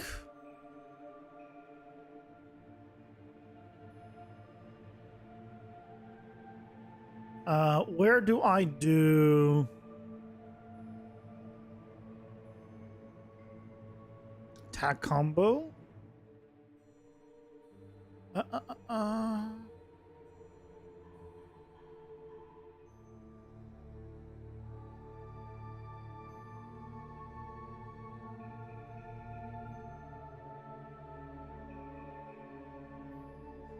trying to remember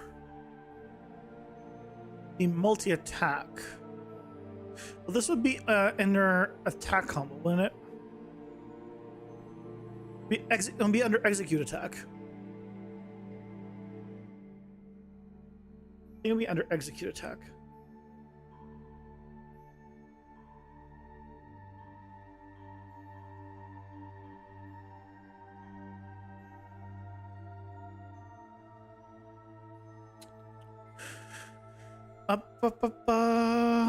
But I don't think it would be. Oh, here it is. Multi attack.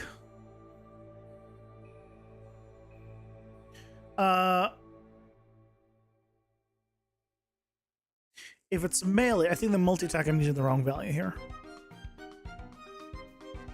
Yeah, this should be 2, not 1. So it should be this.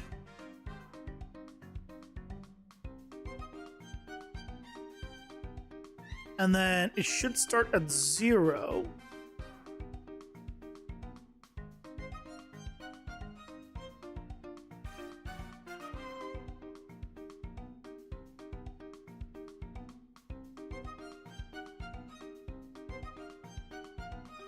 Mm-hmm.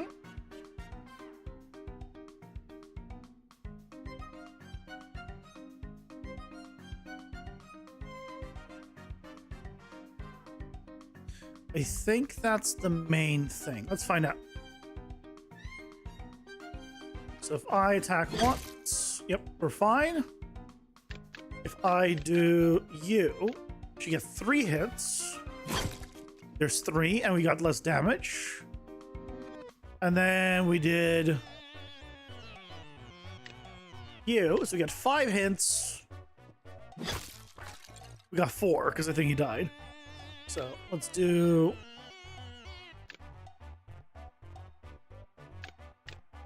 five hits. That's not the right amount of damage. Why is it 14.4? Why am I only doing 4% less damage? Why am I only doing 4% less damage?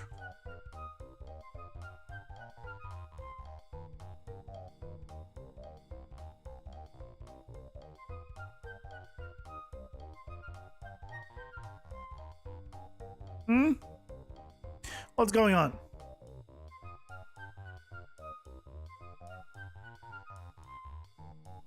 Because we're no longer checking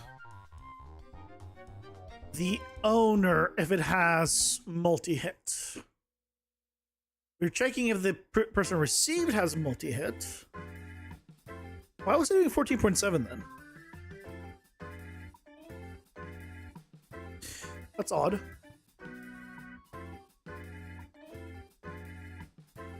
But here, we need to decrease based on multi-hit. Based on the damage dealer's multi-hit.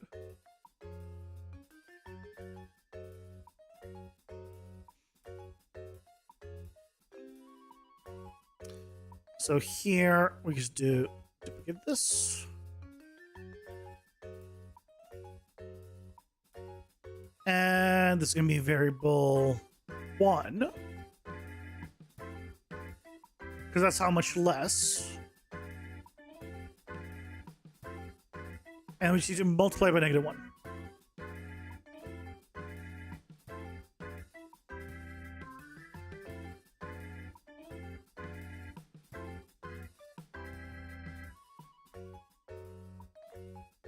So theoretically now, we should be okay. 15. 30% less. So if this is correct, this should do 10.5. 14.7. God damn it.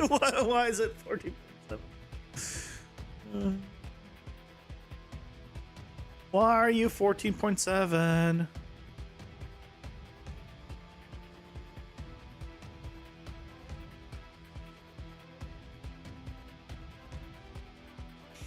What happened?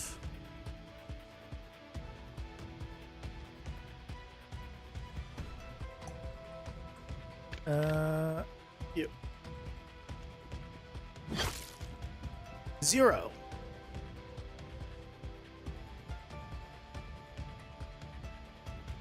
Excuse me?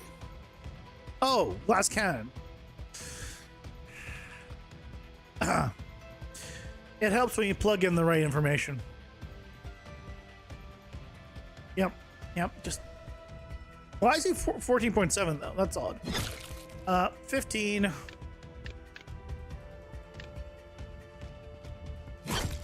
10.29. Why is it 10.29?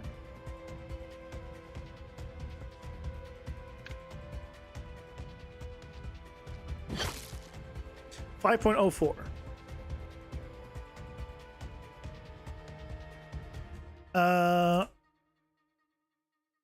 33.6%.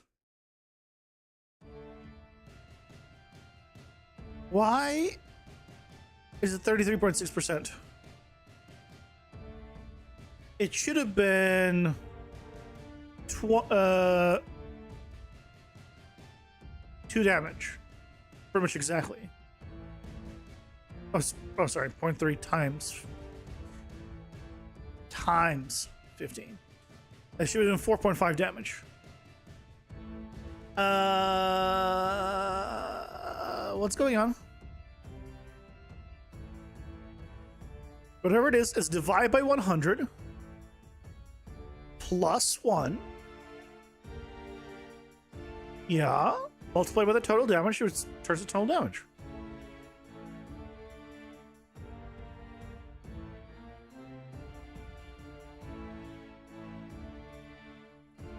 That seems correct.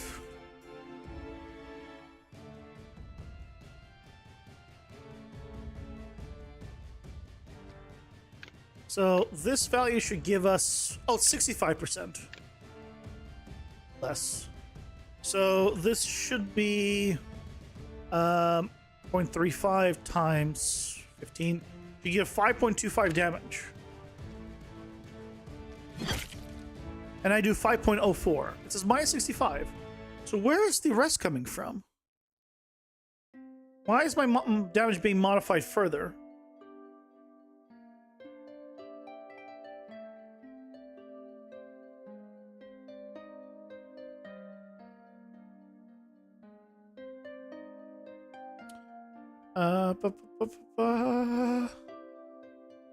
So I'm gonna do a print string of total damage before the more and after the more.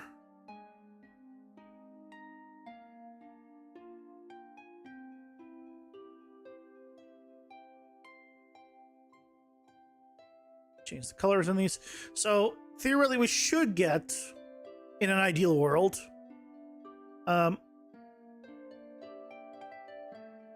15 and then just over 5.5, 5.25.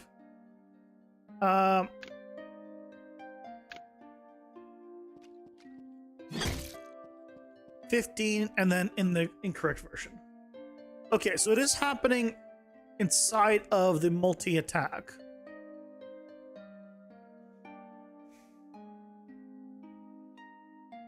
Okay. After it does this multi-attack, is this already a problem?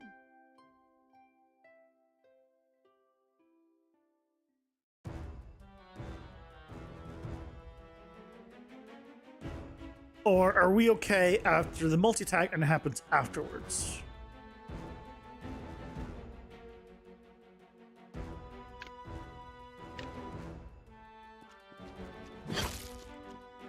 $5.25. Okay, it's fine here.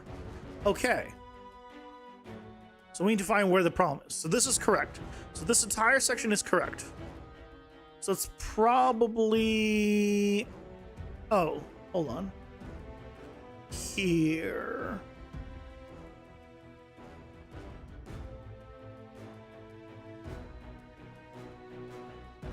Oh, you're good, Green Coke.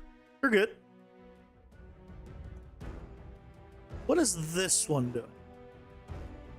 Why are we doing this?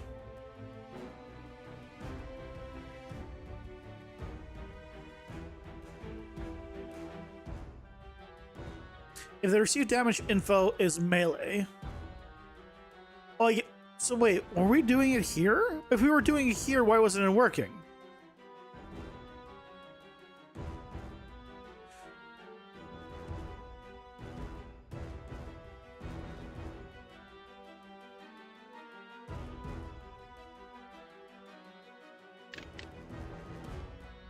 Why wasn't it working? Why is it 14.4?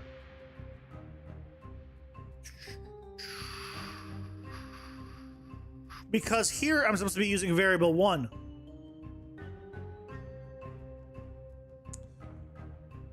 That's why. So I did have it set up. I just had it set up with a freaking wrong variable. Ah, look at that. Perfection. God damn it. Guys, as I keep saying, anyone can make a game. Please look at me and my stupidity as proof of that. Anyone can make a game.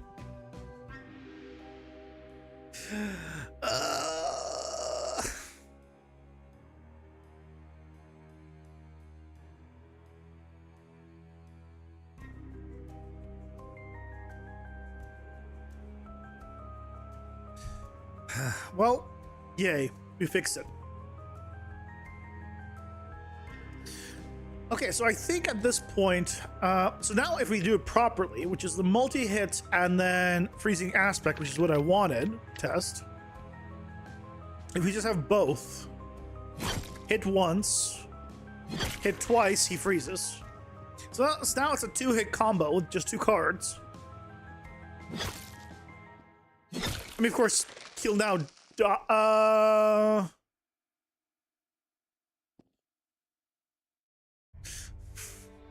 that's a problem too.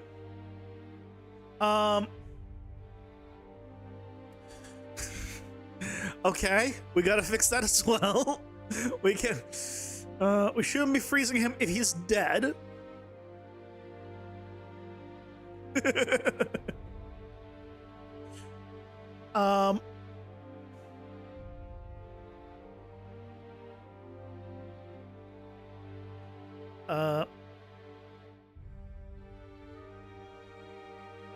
So let's just do another check.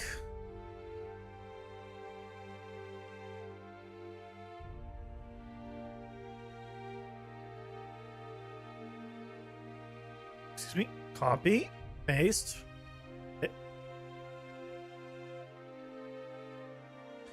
Let me duplicate or copy. Ads are here. Pausing for ads.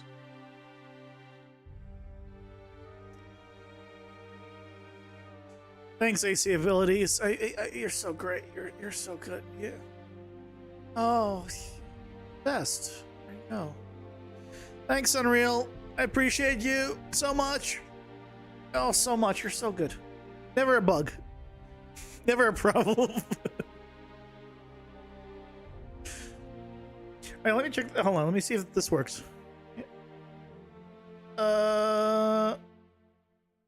It does not work the way I want it to. I can turn on the cat speech apparently with that, but that's not what I wanted to do. Oh, I know why. Because I'm toggling both.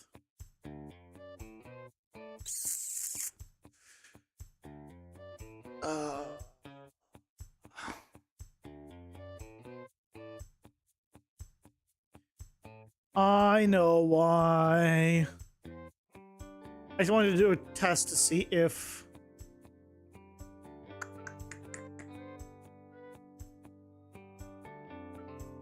I could hide the chat. But to hide the chat, I need to do it slightly differently. Okay. I know what must be done. I know what must be done. It'll be fixed after the stream.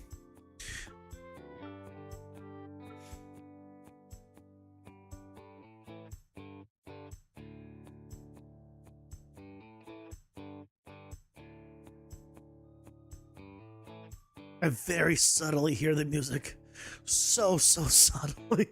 I'm tempted to turn it up. I was listening back the recordings and stuff. Like, I don't even hear the music in those. But you guys were saying it's good, so I don't know. Hey, Stormer, welcome in. How's it going? Hope you're doing well.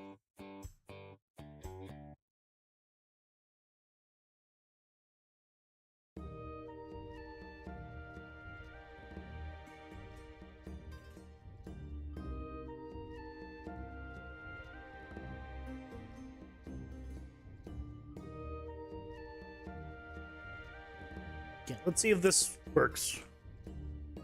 So if we do multi-hit and freezing aspect. Why does freezing aspect have no space there? Okay, so the freezing part works.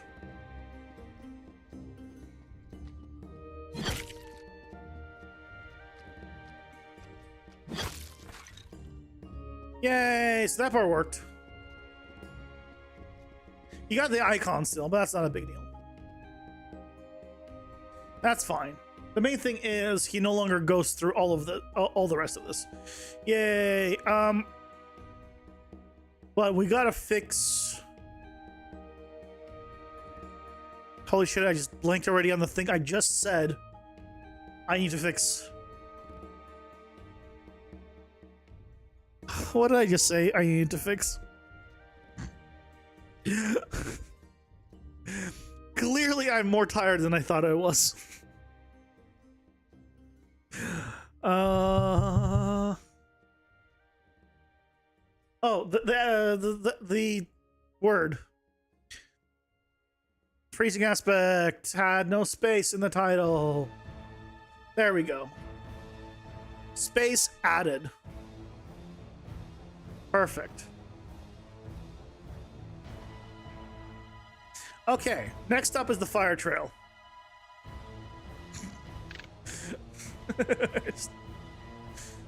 Now fire aspect, fire trail.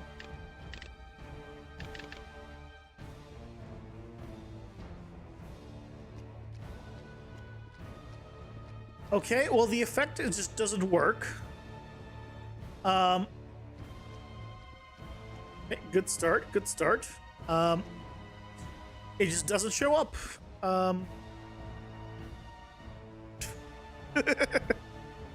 Hey, Cristallion, welcome in. How's it going? Hope you're doing well. Welcome, welcome.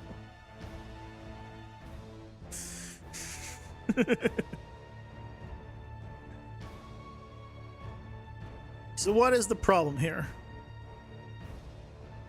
What is the problem?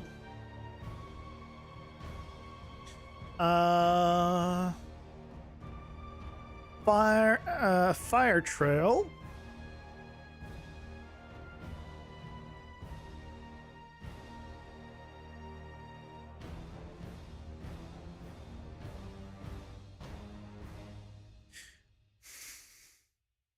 I'm sorry, what? Oh, because this is inside of here. Oh, that's why.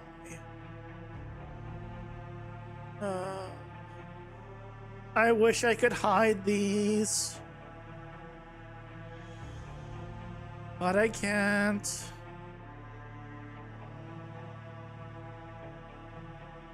Oh well. So fire trail does all of this, which is correct. So what's the problem with this blueprint?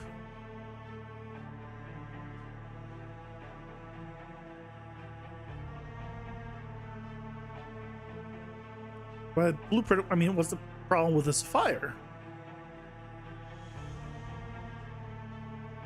Is this fire correct? That doesn't seem correct.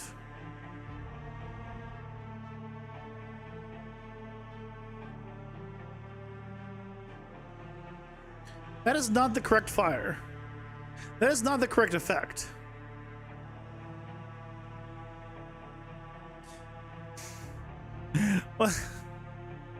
What happened to my fire? Uh.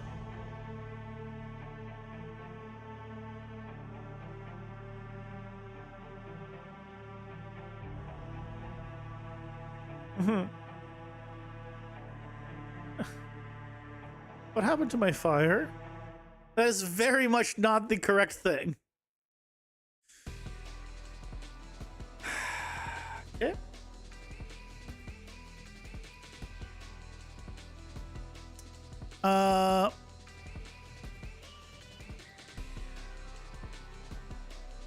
Let's go grab the original.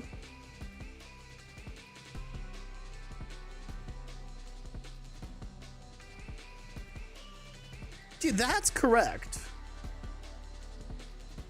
What happened?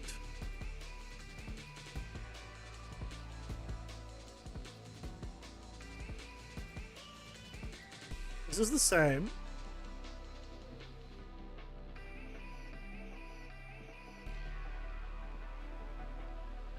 That's the same.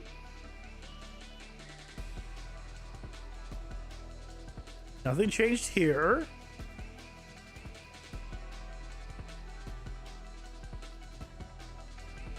Spawn rate. Initialized particle must have changed, right? No, exactly the same. Location. Exactly the same. Okay, good. This has nothing in it.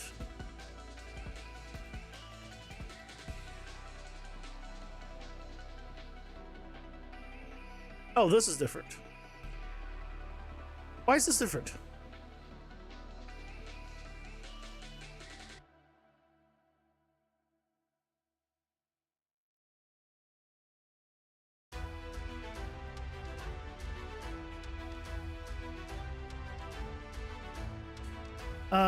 Remove you. Rename you. I did not want to open you. I just want to rename. Want to rename. Oh, because it's not renamed there, it's renamed here. I think I need to change the scale of it.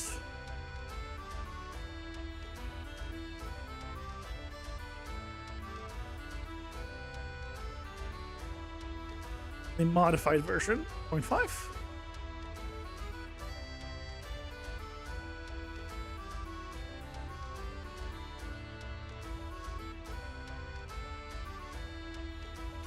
Okay. I don't know what happened there. Well, let's try again. Are we gonna be good on the fire trail? Let's fire aspect again. Good job, me. Fire trail. There's the fire. You took 10 damage.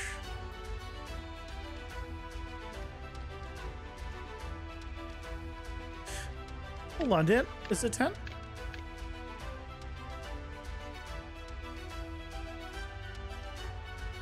It is 10. 10 damage per second to enemies inside. Okay, so I think we'll be okay.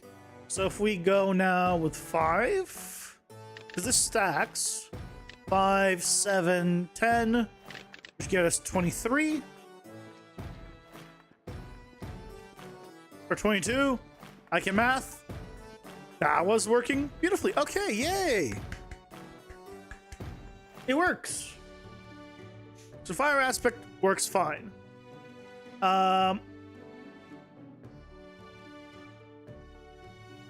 What happens if they attack into fire aspects? I guess they'll just die mid-attack, right? Which should be fine.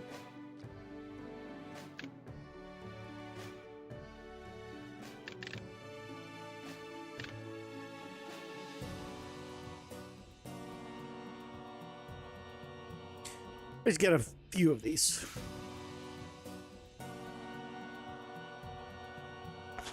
Yeah, it's fine. It works just fine. Good. Okay.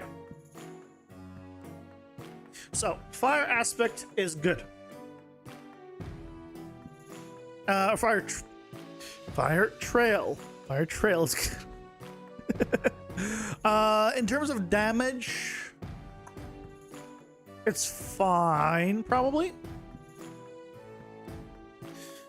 It's probably fine. We can always adjust it later.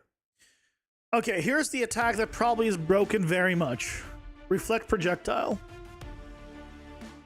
Oh, wait, how's reflect projectile? Oh, the whole reflect projectile is not gonna work because we're not blocking anymore. Okay, so we're gonna rework this entire thing.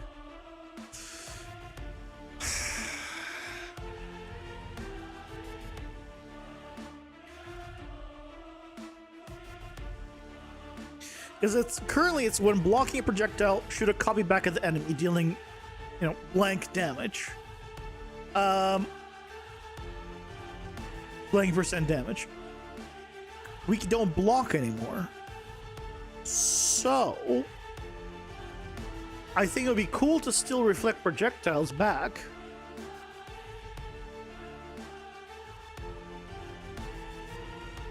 What if it's hitting a projectile? What if a projectile gets hit by an attack? That would very much complicate things if I did it that way.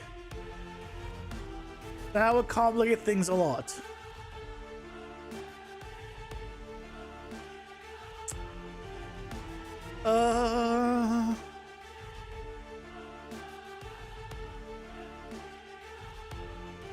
How can we have a projectile reflection mechanic?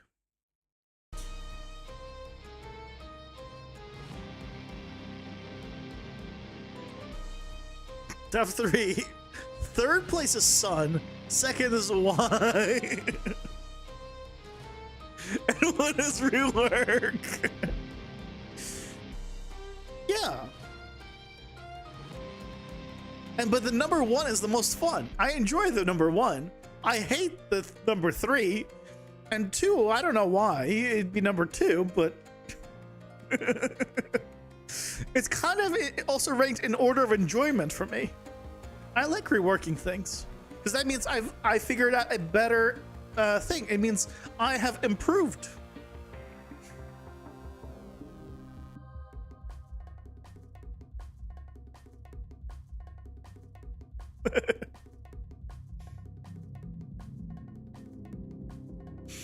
I've gotten better. I mean, debatable, but sort of.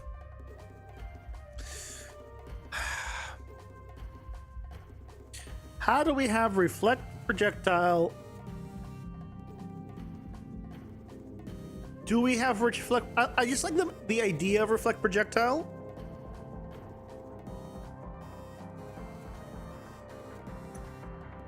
But mechanically, attack. The problem with having it be on a, like, if you attack a projectile, you shoot it back, or you like hit it back, is if you have a projectile, it's a lot harder to do than if you're doing melee.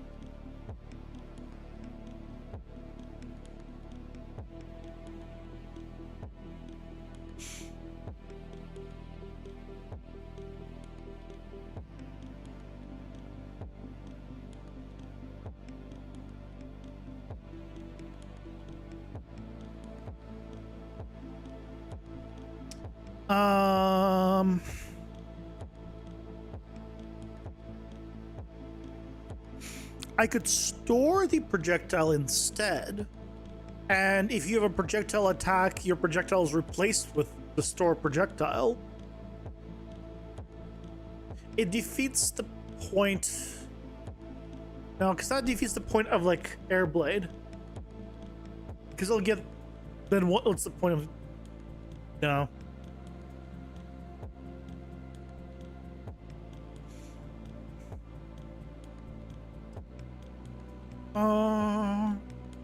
Because the melee will have an easy time with it, reflecting it. Because melee does an AoE pretty much where you are, so you can really time it. The projectile has a smaller hitbox, but when it hits, it does the AoE. It doesn't have the AoE as much on the attack itself. Hey, Marcio, welcome in. How's it going? I hope you're doing well. Welcome, welcome.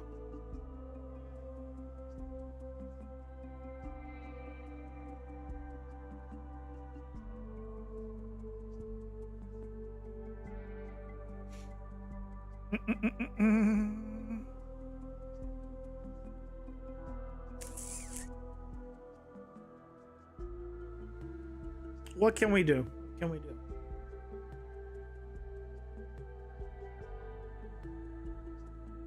I mean, I guess we play baseball with it.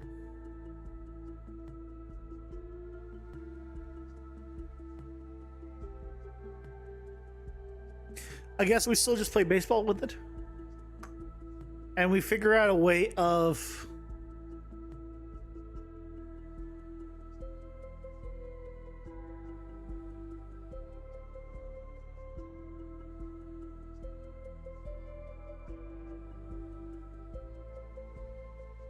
because if we played baseball with it, theoretically, you would knock the projectile back. You would never get hit with it.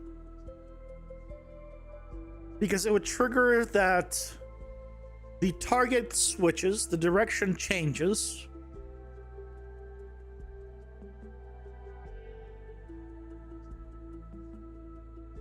And it swap the damage dealer.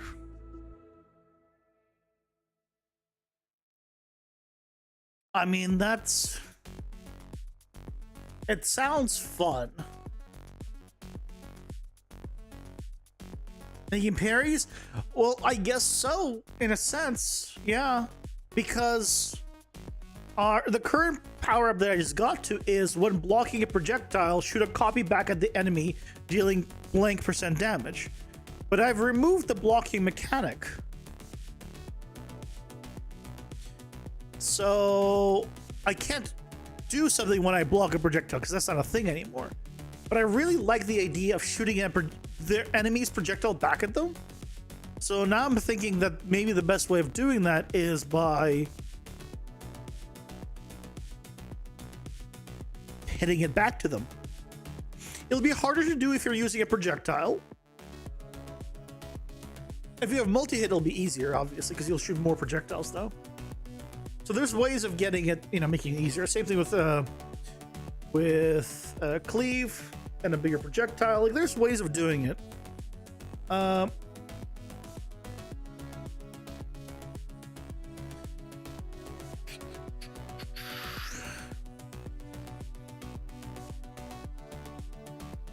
So I think we're gonna do that.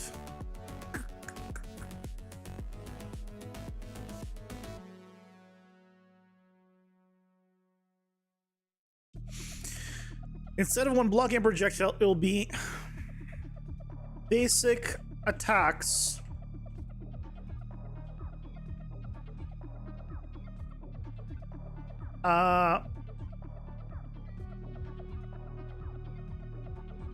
Reflect enemy projectiles back.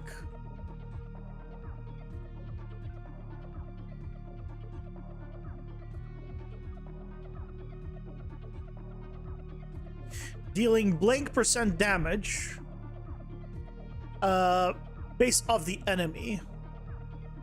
Dealing blank % enemy damage. So we could do 50 at the base, 100 tier 2, 150 tier 3, 250 is the curse tier, but this is unstackable. We could have it stack. If we had it stack, which I like more, we do 55, 70, 100, and 150.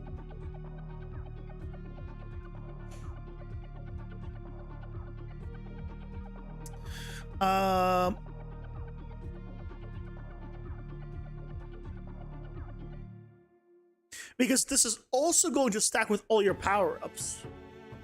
if you have things that increase your damage, this would also go on top of that. So I need to make sure that enemies, I mean, I would need to probably scale the damage even lower. I might need to scale it considerably lower. It's like 25, 50, 75, 100 or something like that. So we'll need to play around with this probably a lot. But I can, thankfully we have it per tier and per card. So we have a lot of control.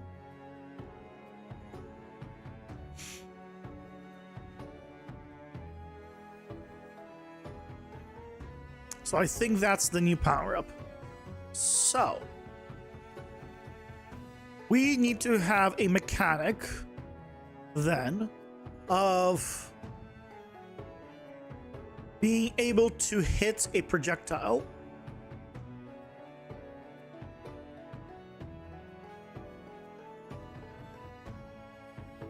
and then we no longer need to store the projectile. Let's first deal with the hitting of a projectile. So let's go to projectile. For me to hit a projectile, I need another box overlap. This is, instead of dynamics, give me a character overlap box.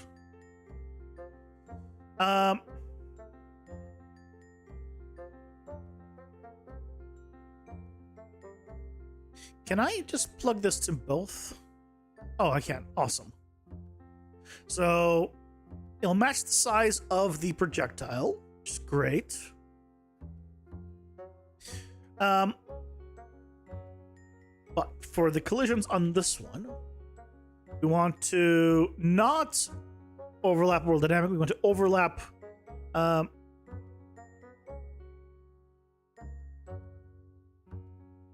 want this to be a character.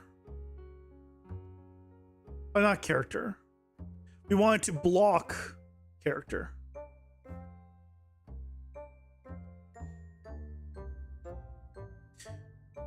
And then on come on, begin overlap.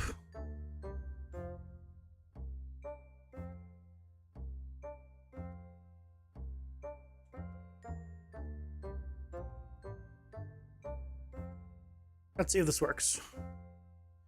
You, my good sir, are going bye-bye. We need an enemy with a projectile. Ideally one with a slower projectile, so go Mushroom Bro.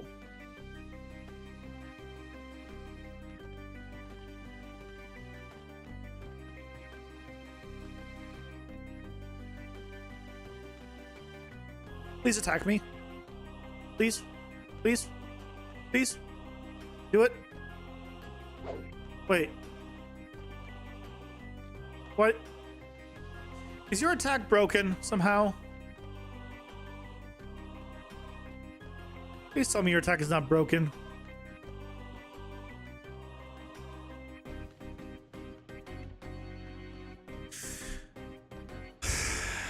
How did I break everything?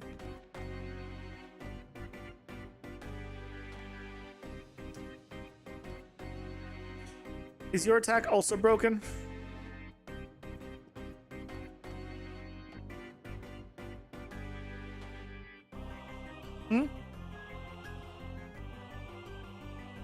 He got scared. He's like, oh shit, he's gonna ask me for my attack. It's definitely also broken.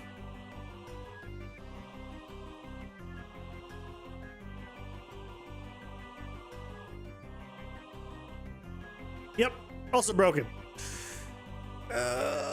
Why is it broken? Why are things broken?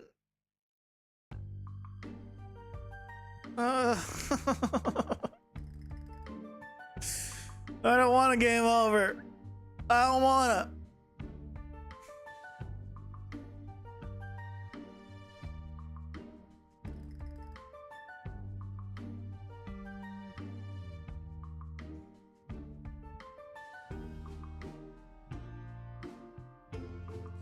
Is this triggering?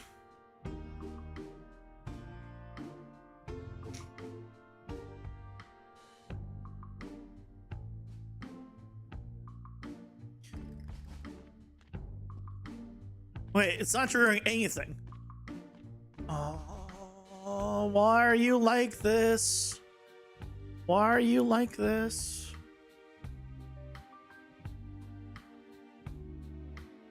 Why is this melee again? We set this up. We fixed this. We...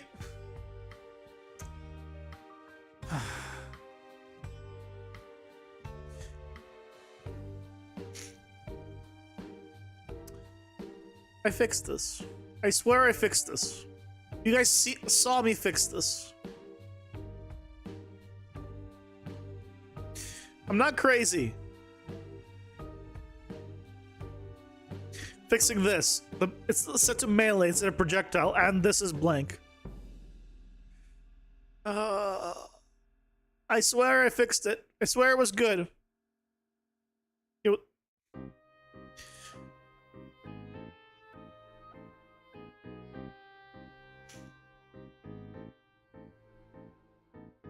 Swear.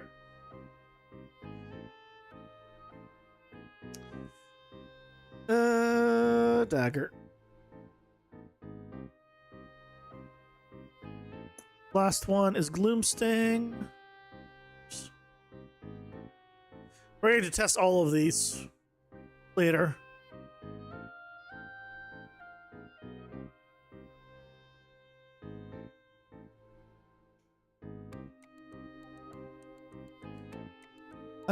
Stinger. Because the odd thing is, last time this happened, the bosses ones, like Dragathrax, was fine. And still fine. Still fine. So what the hell? Okay, whatever. Fixed. Saved. Now. Please attack.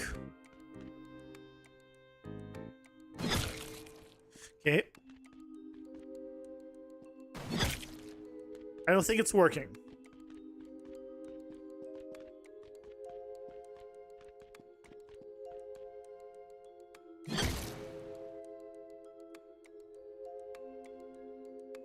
I don't think it's... Oh, it's because I'm tracing for it, which is successful probably.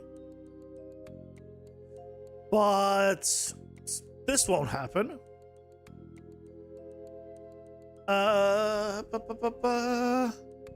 What's probably happening is... Ads are here. Pausing for ads.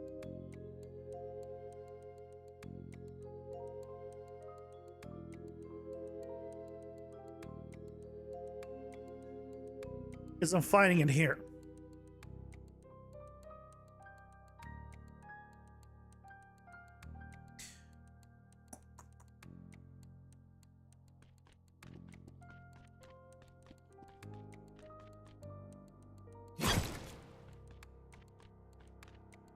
Yep. I'm getting in there. Okay. So I'm able to detect it.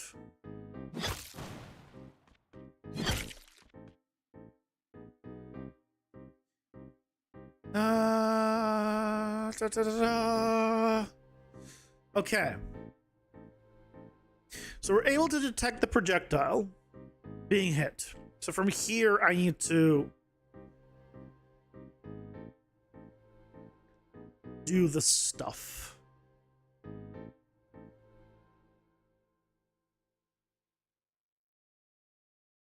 So from here, I need to check if it is.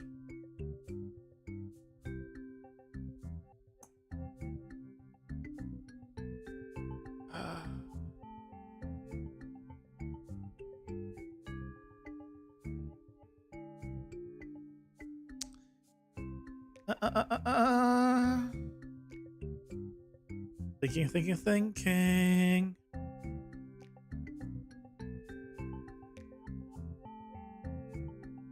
So here, once this windows down, or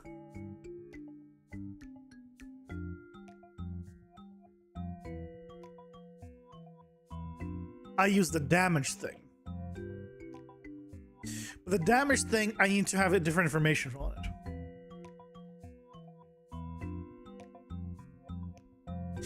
So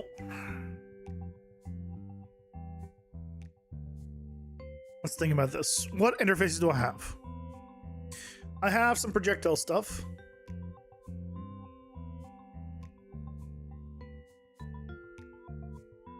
I have BPI projectiles. So realistically, what I need to do is on BPI projectiles, add a new blueprint interface that will store the actor that hit the character that hit it.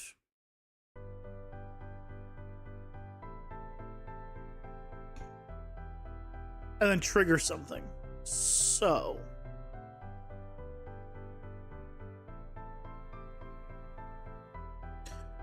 let's make a new function.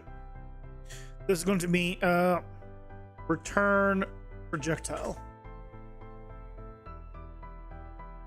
We're going to take an input of the character.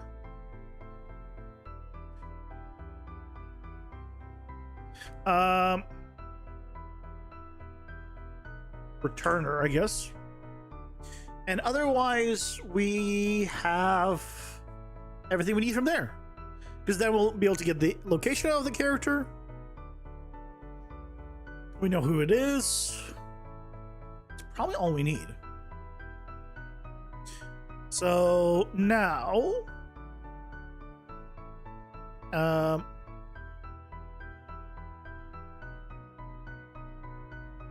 inside of here, let's do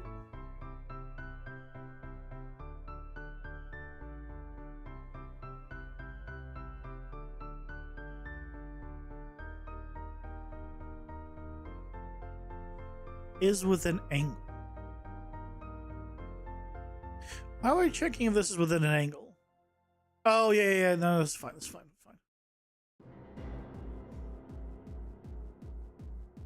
We'll put it here to check if it's a projectile. Get a question about the actor instance tutorial on from Sunday? Someone watched it! Do you need PCG to use it? No. No. That's why the it's an interrupt for PCG to use instance actors. But in itself, you can do without it.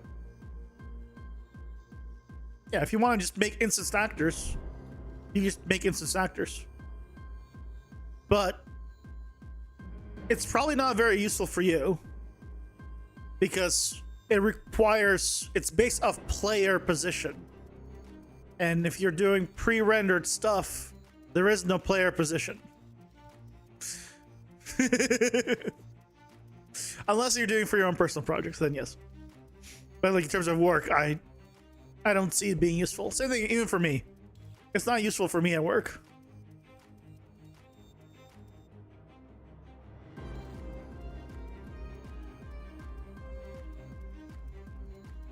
You're not asking for work stuff? Okay. My God, you're actually doing something outside of work? Have you finally, you know, dropped your overworking ways?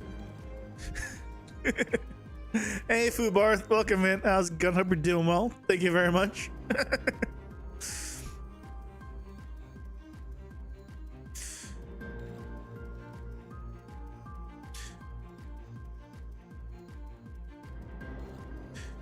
Are you finally relaxing, DJO? I remember you told me how to pronounce it. I don't remember, so I'm just gonna continue with DJO. You're edging on 5 shows at the same time?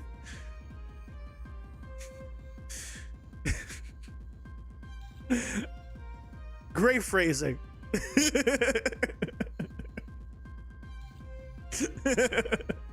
10 out of 10 phrasing. I mean, you're hiring, by the way. Trust me, I know. It's not gonna happen.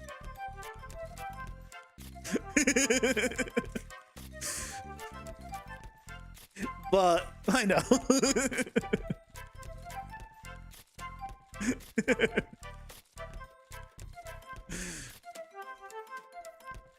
You tried. Oh yeah, our common buddy has definitely tried many a time, and he will continue to try many a time, and I will happily work with him again. But you know, there are reasons that if you wanna, you can ask him, and he'll probably tell you. Because I've told him.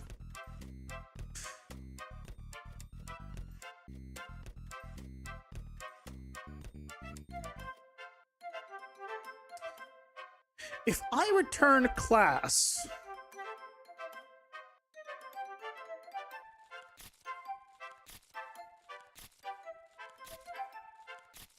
and I get a parent class, is it going to return true?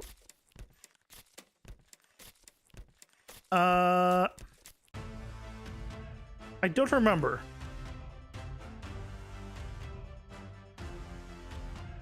Things are getting busy again? That's good. Busy is good. Now, busy with overtime is not good. As long as they're busy enough to keep you busy, you know, during your 8 hours, then that's perfect. Anything past that, too much.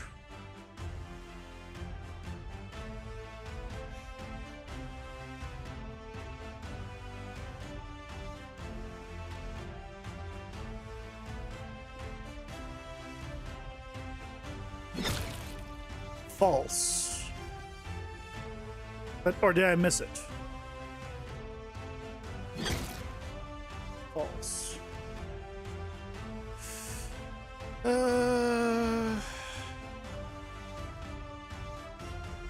How do I check our projectile C? Yeah. So this is not going to be.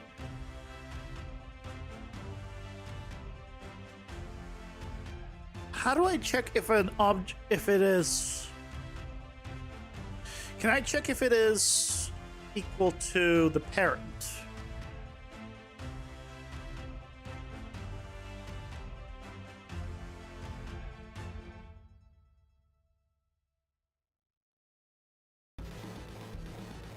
Would that work?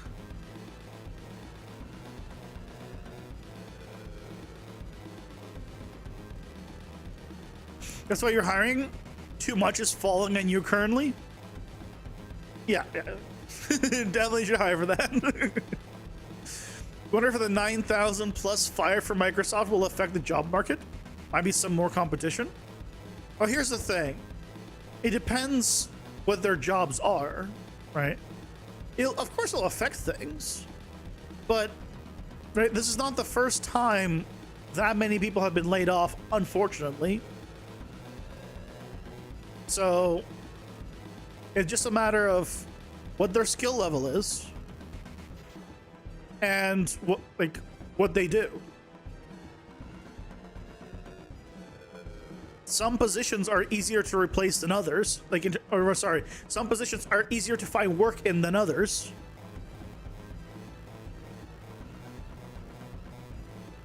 If you're someone if you're like a high management position, or maybe you're you know, a supervisor. Let's go with just not even high management. Let's go with supervisor position.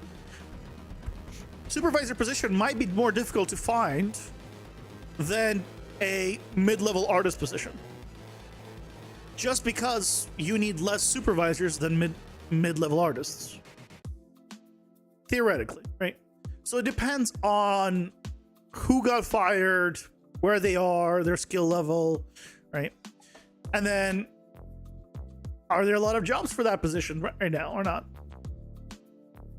Because it's Microsoft, it could be anything. It could be programmers, it could be AI people, it could be all sorts of stuff. So whether or not it affects anything, it's really hard to say.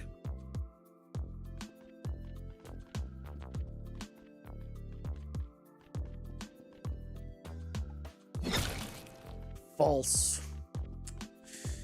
How do I detect?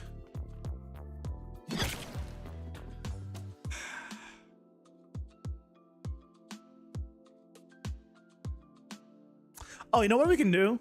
I know how we can check this. There's a website for take layoff. Yeah, I've heard of that. I don't think I've ever seen it myself.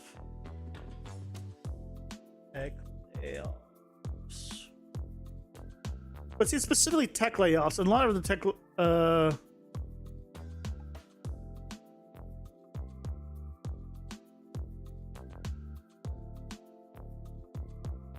This one.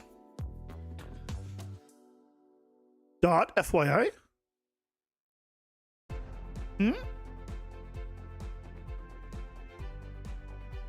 What you talking about?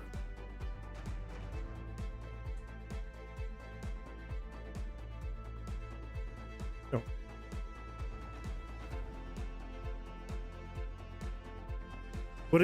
What's the dot for?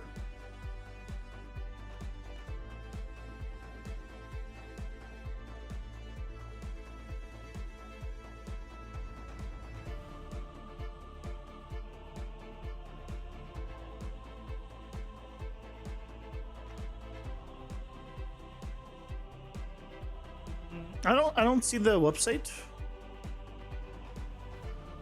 Was it this one?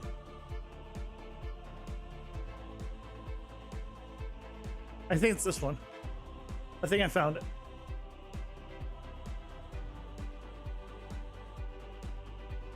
Oh, layups. Oh.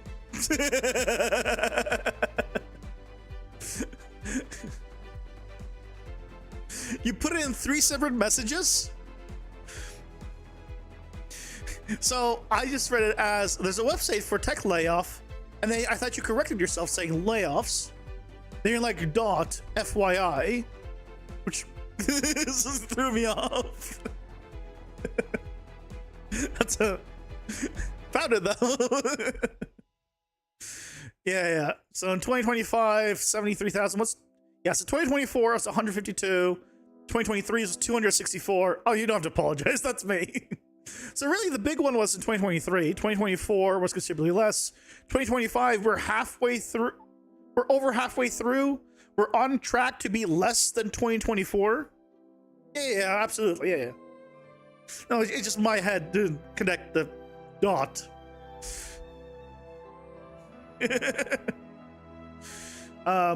So technically speaking, if we continue this pace, we will still be less tech layoffs than the previous years.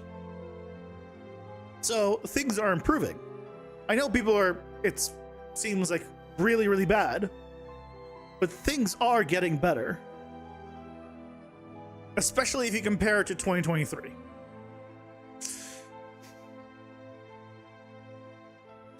I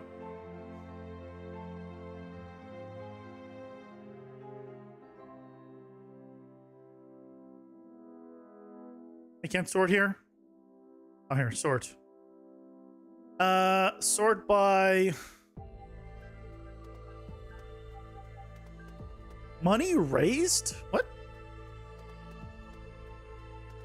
Company.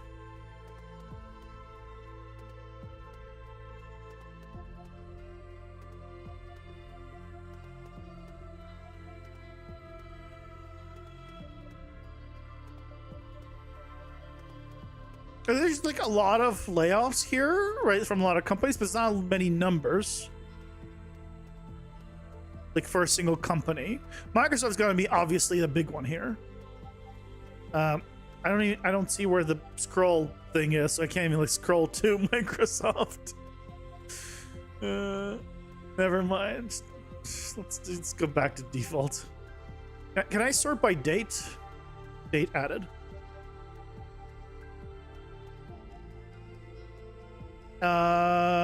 Latest to earliest, please. So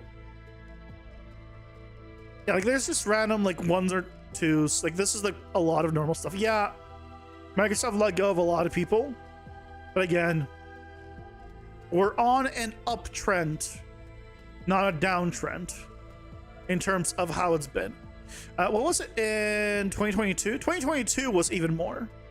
So at the very least, since this website started in 2022, we're on track to do better than all those years in terms of layoffs. Less people are getting laid off since 2022. So think positive. Does 9K lost their jobs against AI? Well, again, the question is, what positions do they have? Right?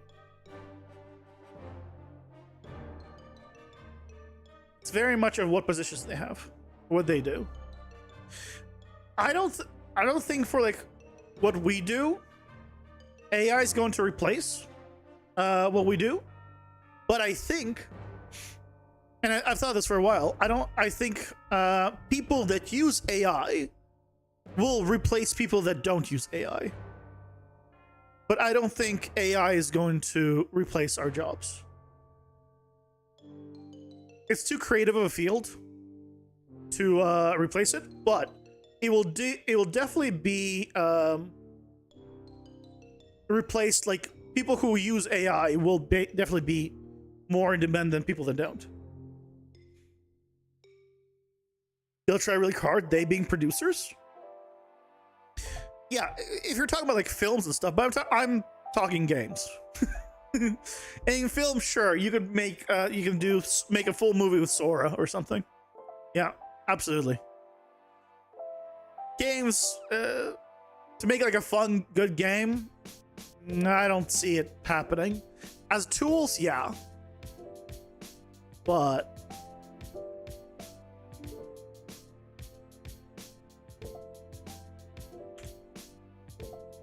no. Do I think it'll never happen? No. I think at one point it will happen. But I don't think it's anywhere close for me to even consider worrying about it. Basically.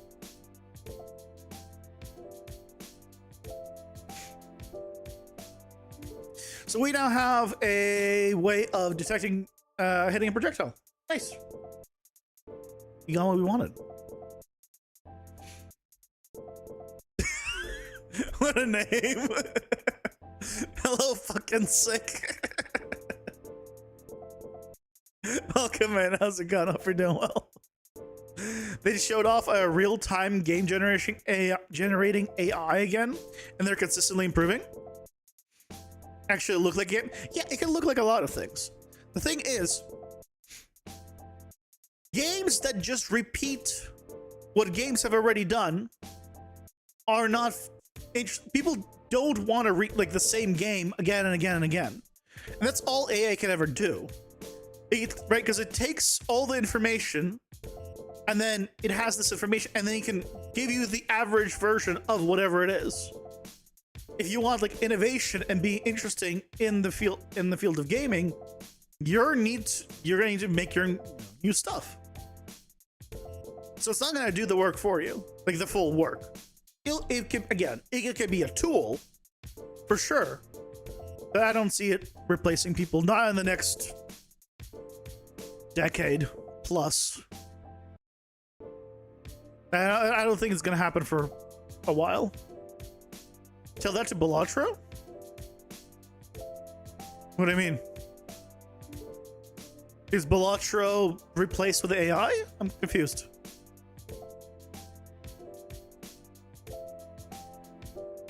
You need to check Mind Eye then?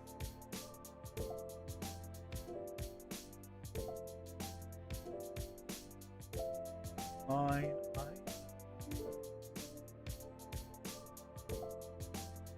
Is it a movie? Is it a game? What's a game?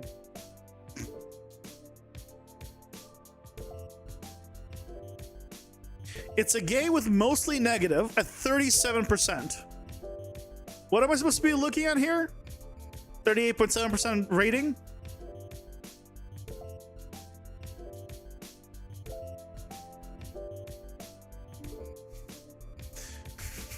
Why are you showing me a game that's real bad? Bellatrix made up of existing concept, but it did well and it's quite fun. Oh yeah, Bellatrix great. But you gotta be creative yourself to make that. AI is not there creatively to actually do good job. So far, if you ask ChatGPT, Grok, or anyone to give you ideas, they're existing ideas. They've been already a thing, right? It's not making up a new idea that's like, oh my god, that is so revolutionary, right? Because it's just, it can only regurgitate the average things that it was trained on. So that's the thing. People who are really good will still be continuing to be really good. AI could never do something that bad, but it's an Unreal game. Yeah, but Unreal doesn't mean that the game is good. Unreal just means that's the engine. You know, for a long time, many people were like, oh yeah, it's Unreal. It's probably going to be like garbage. No, that just means it's a garbage dev, not, you know, optimizing or not, whatever. But you just want AI hologram waifu? Oh, you can already do that. You already get that. Mind's Eye was supposed to be the next GTA made with UE5. It was a big flop, basically Cyberpunk all over again. Oof. The difference is Cyberpunk, you know, actually redeemed itself. Oh yeah, absolutely. Yeah, Unreal just does what it tells you, or what do you tell it? Yeah, absolutely. So yeah, like again, I think companies will absolutely start using more AI tools. Like people in the company will start using more AI tools.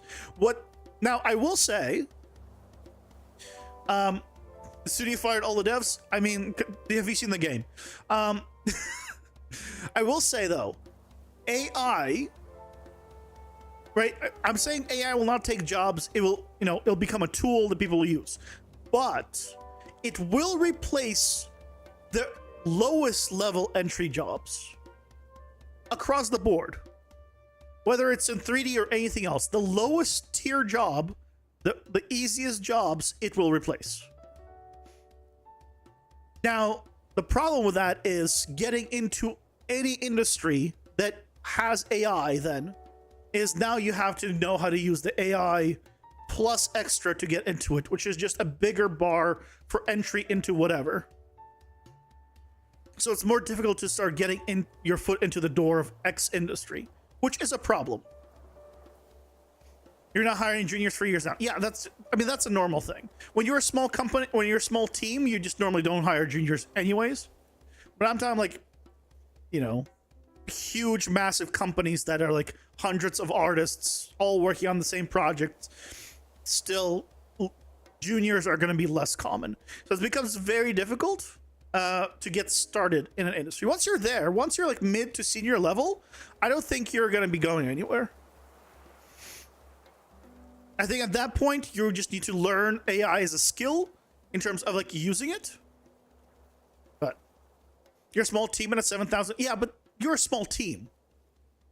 The size of the company doesn't matter. You're not working with 6,000 people on the same project. Because for like game studios, there are studios that actually work with 6,000 people on a project, right? So in that sense, you're very much a small group. So you don't need like a lot of junior artists for that. When you're on that big of a scale, that's where you would get junior artists normally. Because you just need like stuff done. You just need like, hey, we need like thousands of models retopologized and like UV'd and cleaned up. You know, like you just need manpower basically, and that's the kind of jobs I think are gonna be harder to get. Junior bid was for the whole company. Oh, interesting. But yeah, that's I think once you especially get to the senior level, you know, you're gonna have an easier time holding it. But I think that's normal in general. Of the latest hires were VFX soup level. That's interesting. Why do you need that many more VFX soups and not anyone else below them? Because normally it's like a tree, right? Normally there's more on the bottom and gets smaller and smaller. VFX soups are very high up there. There's very few things above a VFX soup.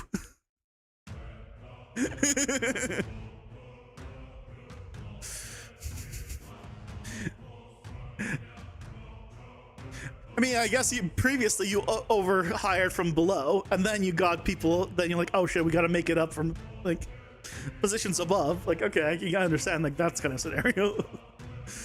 Got a lot of people for NPC strategic hires.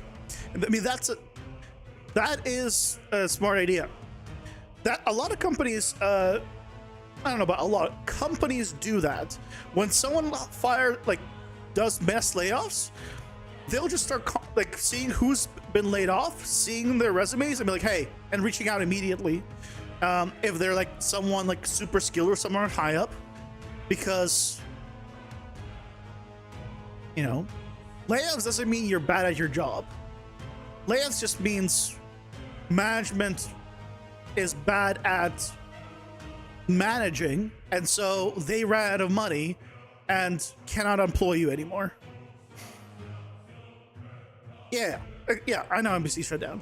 That's what I'm saying. Like, right, NPC management ran out of money. They couldn't pay people anymore, and so that's how it happens. But anyway,